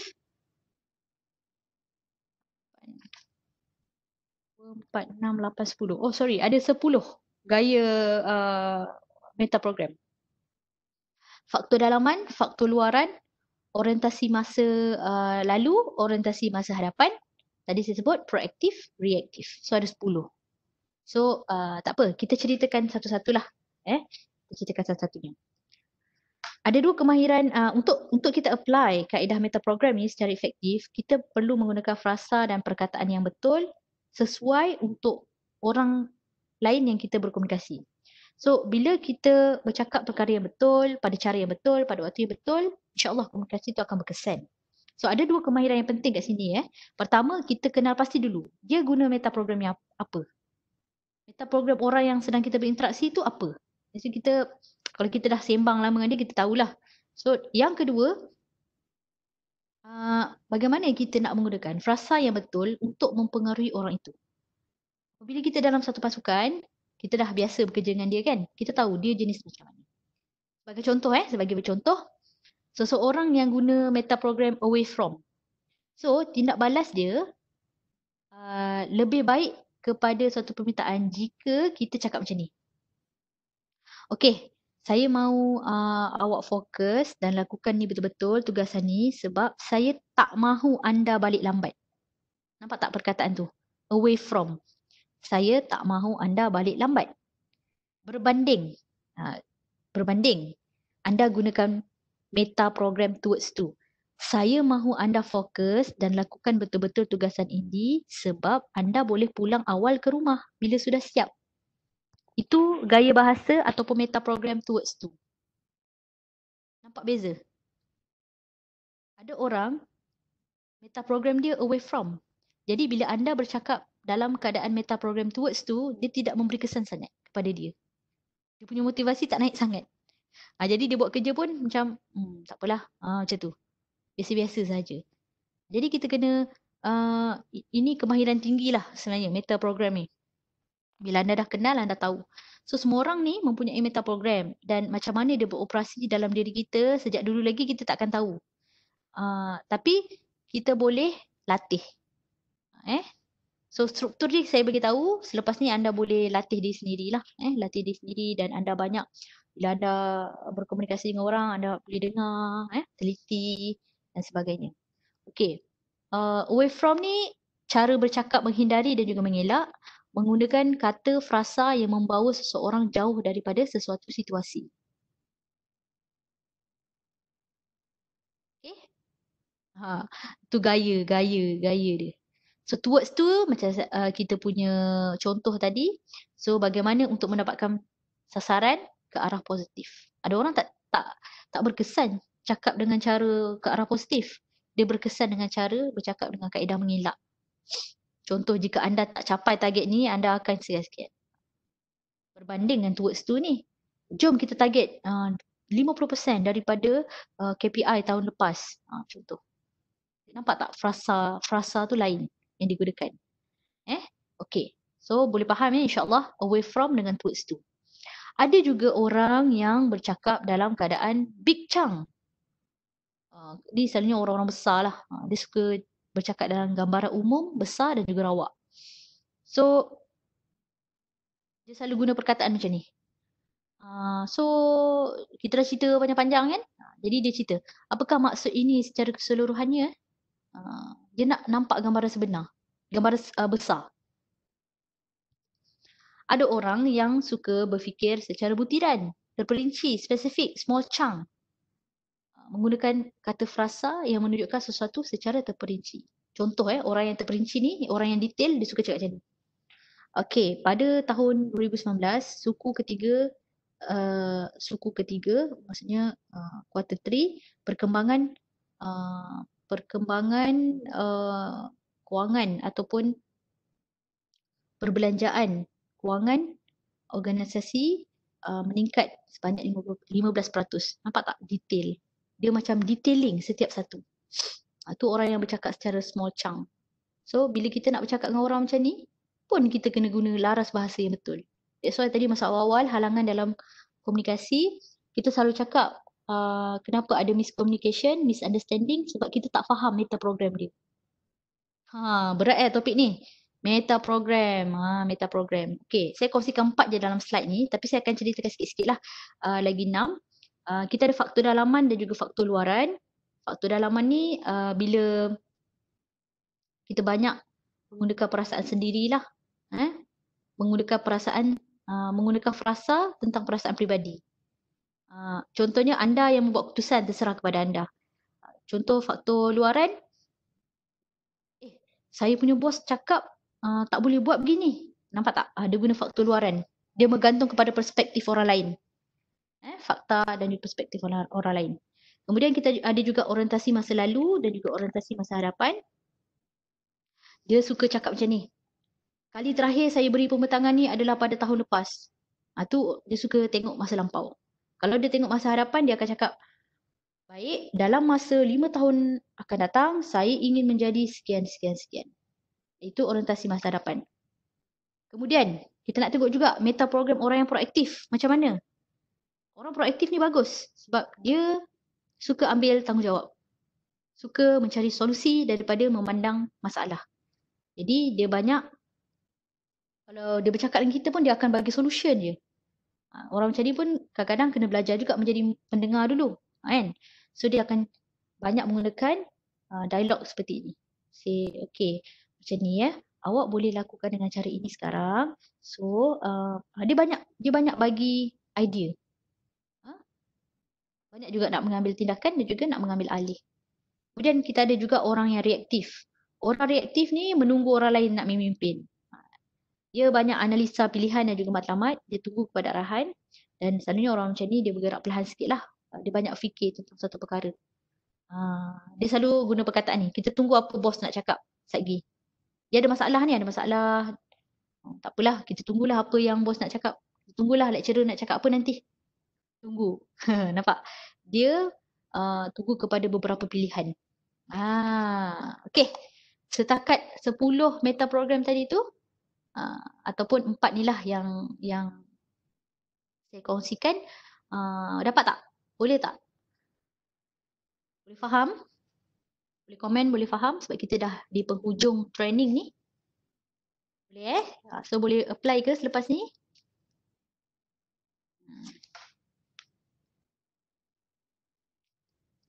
InsyaAllah. Kalau anda boleh, ni anda boleh membantu ramai orang. Anda boleh berkomunikasi dengan berkesan insyaAllah. Boleh Okay. So anda banyak sangat belajar hari ni. Belajar apa hari ni? Boleh ceritakan salah satu teknik. Okay, saya sebenarnya nak share tentang vision board tapi ni mungkin di kursus yang lain lah. Okay, saya nak akhiri saya punya training ni dengan 8 tips macam mana kita nak build rapport dengan berkesan. 8 tips build rapport. Pertama, anda smile apabila anda jumpa dengan orang. Jadi orang yang pertama beri salam dan jadi orang yang pertama yang tegur kawan anda ataupun sesiapa sahaja yang anda jumpa. Yang kedua, anda compliment them. Jadi pujian yang tidak berlebihan lah. Sekadarnya sahaja, zahir pada nampaknya. Okay. Kemudian, ask about them. Maksudnya, anda tanyakan berkenaan dengan diri mereka. Jangan cerita tentang diri anda dulu. Tanya tentang diri mereka dulu. Kemudian, sekiranya tak ada topik lagi, anda rasa anda belum masuk lagi ataupun tak dapat lagi topik yang sesuai, anda bercakap tentang masa dan juga weather. Masa dan juga cuaca. Cuaca mendung hari ni. So, automatically orang akan reply ataupun bagi feedback balik. Sebab selalunya ni common punya topics. Masa dan juga weather. Kemudian bila anda dah bercakap tentang cuaca, bila anda tanya tentang mereka, anda akan dapat idea nanti bagaimana topik-topik selepas itu ataupun topik perbualan lah. Dan cuba cari find me too. Gitu kan. Contoh saya kalau cuaca panas ni, contoh saya cuaca panas saya suka kalau cari cendol. Sedap ni kalau dapat makan. Samalah saya pun suka dengan cendol. Dia ada me too tu, find me too. Saya lupa di bawah ni. Dia ke bawah, introduce yourself. Lepas kita smile tadi, sepatutnya kita kena introduce kita punya diri dulu. Right. Kemudian ask for their opinion and validity. Bila kita dah tahu tentang mereka, mungkin kita boleh tanya pendapat mereka. Orang ni dia suka bila kita tanya pendapat dia. Lepas tu be present dan eye contact. Be present ni maksudnya jangan bila kita bercakap dengan orang, kita main handphone contohnya. So agak tidak sesuai bermain handphone di situ. Be present dan eye contact. Eye contact macam biasa kita beri perhatian dan fokus kepada dia. Alright. Okay. Setakat ni ada apa-apa soalan tak? Ada apa-apa soalan? Sekejap ya, saya nak copy satu. Ada apa-apa soalan? Boleh tanyakan sekarang.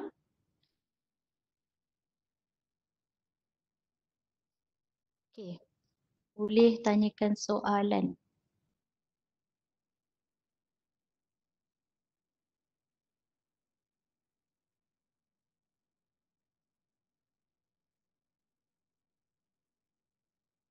Ada soalan? Boleh tanyakan soalan di ruangan chat.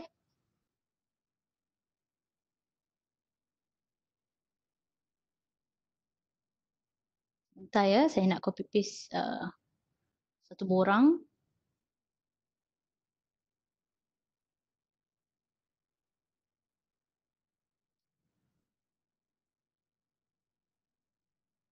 Adakah ceramah akan dibekalkan dari masa ke semasa pada masa hadapan?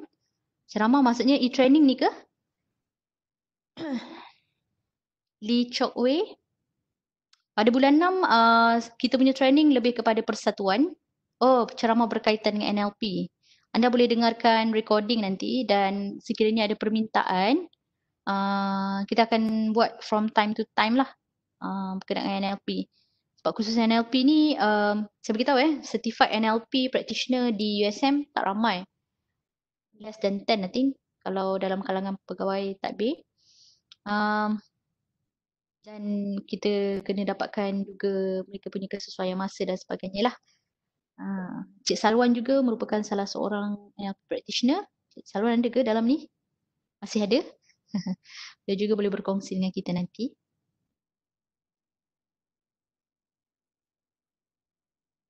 The eye assessing part, their eyes will look to the left and right. If they are in front of us, do we see their eyes moving left based on our left or their left? Based on their left. Ya, Sri Resma. Oh, sorry. Yang tadi you tanya, saya tak jawab lagi. Jika anda tanyakan sesuatu, anda boleh lihat mata dia bergerak ke mana, atas kanan ataupun atas kiri, melintang kanan ataupun melintang kiri. Based on gambar rajah tadi, Sri Resma, gambar rajah tu betul-betul menghadap kita macam nampak orang di hadapan kita. Itulah, ikut sahaja yang tu. Boleh Okay. Thank you, Sri Resma. Ada soalan lagi? Is it possible for a person to have two types of sensory modalities? Yes, of course. Dia macam ni. Setiap orang memang ada 4 gaya modality tu. VAKD. Cumanya, sebab saya tak buat test dalam program ni, cumanya anda dominan yang mana?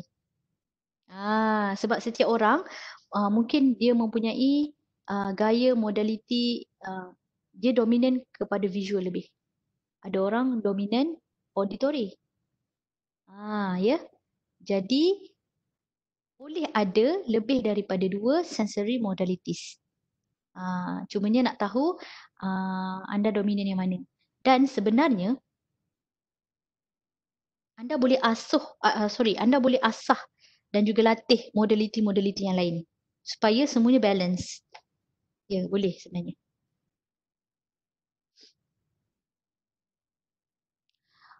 Jika calon hadiri sesi temuduga, perlukah teknik rapport building digunakan oleh calon? Ya. Of instant rapport. Maksudnya senyum, senyumlah. Dan kebanyakannya bila panel termuka di hadapan ni sama saja duduk di hadapan. Tapi yang boleh kita gunakan adalah senyum dan facial expression yang sesuai. Dan senyum tu pada permulaan, tapi jangan senyum sepanjang masa lah, sebab kadang-kadang penceramah bertanyakan soalan serius dan kita juga perlu membuat facial expression yang sesuai apabila ditanya. Hand gestures pun boleh, Encik Salwan. Hand gestures maksudnya, hand gestures ni sebenarnya dia akan meningkatkan credibility dan juga keyakinan, menampakkan keyakinan seseorang apabila dia bercakap. Hand gestures gestures. Sebab kebanyakan interview dalam keadaan duduk. Jadi hanya boleh buat pergerakan tangan. Kaki just relax sajalah. Kaki pun ada cara duduk yang betul kan? Alright. Kalau dia kena present dalam keadaan berdiri, mungkin dia boleh buat teknik berdiri tapi tangan tu begini. Tangan begini. Nampak tak saya buat? Selalu nampak tak bila ni dia akan buat tangan macam ni. Bila orang present. Ni teknik yang selesa lah, sesuai. Sesuai. Jangan berpeluk tubuh. Jangan letakkan tangan di poket. Dia akan menampakkan nervous. Anda nervous. Anda tidak berkeyakinan. Dan juga anda boleh juga kalau present dalam keadaan berdiri, dalam interview dan sebagainya, boleh buat teknik pacing. Bergerak sedikit ke kiri dan ke kanan. Sedikit sahaja. Okay. Ada soalan lain? Boleh menjawab ke? Instant repo sahaja. Yes, instant repo. Kalau orang tu tidak fokus, dapat kita contohnya main handphone saja, apa yang perlu kita buat? Sebenarnya kita kena find commonalities. Okay. Macam tadi saya kongsikan, Ng Yong Chor ada 2 attention grabber. Satu dengan storytelling dan juga yang kedua adalah dengan bertanyakan soalan. Selalunya normally bila kita bertanyakan soalan, dia akan beri perhatian lah kepada kita. Dan selalunya orang main handphone ni sebab dia tidak mencapai satu kesamaan ataupun tidak berminat untuk, dia lebih berminat dengan handphone. Biasalah kita manusia kan, kita lebih minat dengan handphone kita. So kena find some topic yang interesting, yang dekat dengan dia. Ya. Yang dekat dengan dia. Ada soalan lagi? Saya ada kopikan borang penilaian program.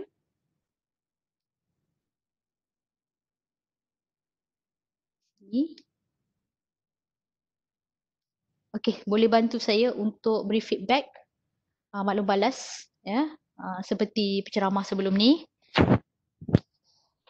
Okey. Okey, ada soalan lagi?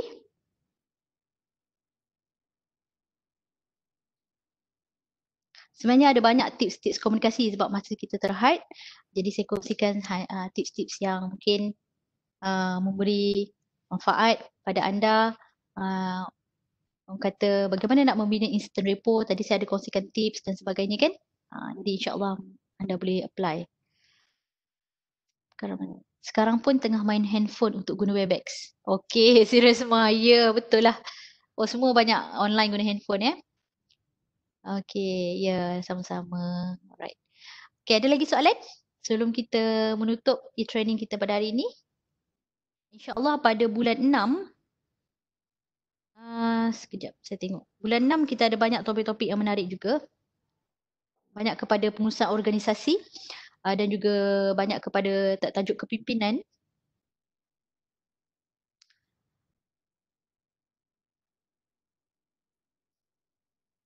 Tajuk-tajuk berkenaan dengan bagaimana nak menulis kertas kerja yang berimpak tinggi, bagaimana nak menulis surat rasmi yang berkesan, lebih kepada teknikal, kemahiran teknikal lah. Ya, insyaAllah. Bulan 6 ni sebab fokusnya persatuan dah mula ada program-program dan juga projek. Jadi kita invite semua dalam grup ni untuk join juga bagaimana nak tulis surat rasmi yang betul, kertas kerja yang berimpak tinggi, leadership, bagaimana nak menjadi leader yang bagus, transformational leadership. Ya. Apa yang perlu ada, ciri-ciri yang perlu ada untuk anda menjadi seorang leader, bagaimana anda nak menguruskan pasukan anda. Semua insya-Allah pada bulan 6. Selepas raya, insya-Allah. Okey? Alright. So saya rasa anda okey dan tak ada soalan. Kalau anda ada soalan, anda boleh email farhana@usm.my. Okey. Boleh bertanyakan soalan dan saya juga ada buka channel Telegram. Sebenarnya saya akan launch satu program yang berimpak tinggi juga, transformasi 360. Sikit masa lagi lah, saya tak launch lagi program tu. So saya nak invite ramai orang ke dalam program tu untuk kita bantu dari segi coaching dan juga more to motivate others. Maksudnya more to counselling kan. Bagaimana nak mengurus emosi, bagaimana nak mengurus stres, bagaimana nak membantu ramai orang. So saya akan banyak buat personal coaching lah dalam grup tu, insyaAllah. Thank you for the knowledge. Okay, harapnya anda semua dapat apply. Sangat bagus teknik NLP, rapport building ni sangat praktikal dan mudah diaplikasi. Ya, betul. Cik Sarwan juga merupakan salah seorang certified NLP practitioner. So, Alhamdulillah, terima kasih kerana join program pada hari ini. So, saya rumuskan 4 tadi. Satu, matching and mirroring. Yang kedua adalah teknik pacing and leading. Kemudian sensory modalities. Anda kena tahu dia punya sensory modalities. Kemudian yang keempat adalah anda perlu tahu dia punya meta programs. Okay. Dan saya berikan juga tadi 8 tips macam mana anda nak build rapport, instant rapport yang mudah dengan orang. Ya, okay. Untuk itu, saya ucapkan terima kasih. Assalamualaikum untuk semua. Dan selamat maju jaya, selamat berehat. Kepada yang Muslim, selamat berbuka. Assalamualaikum warahmatullahi wabarakatuh.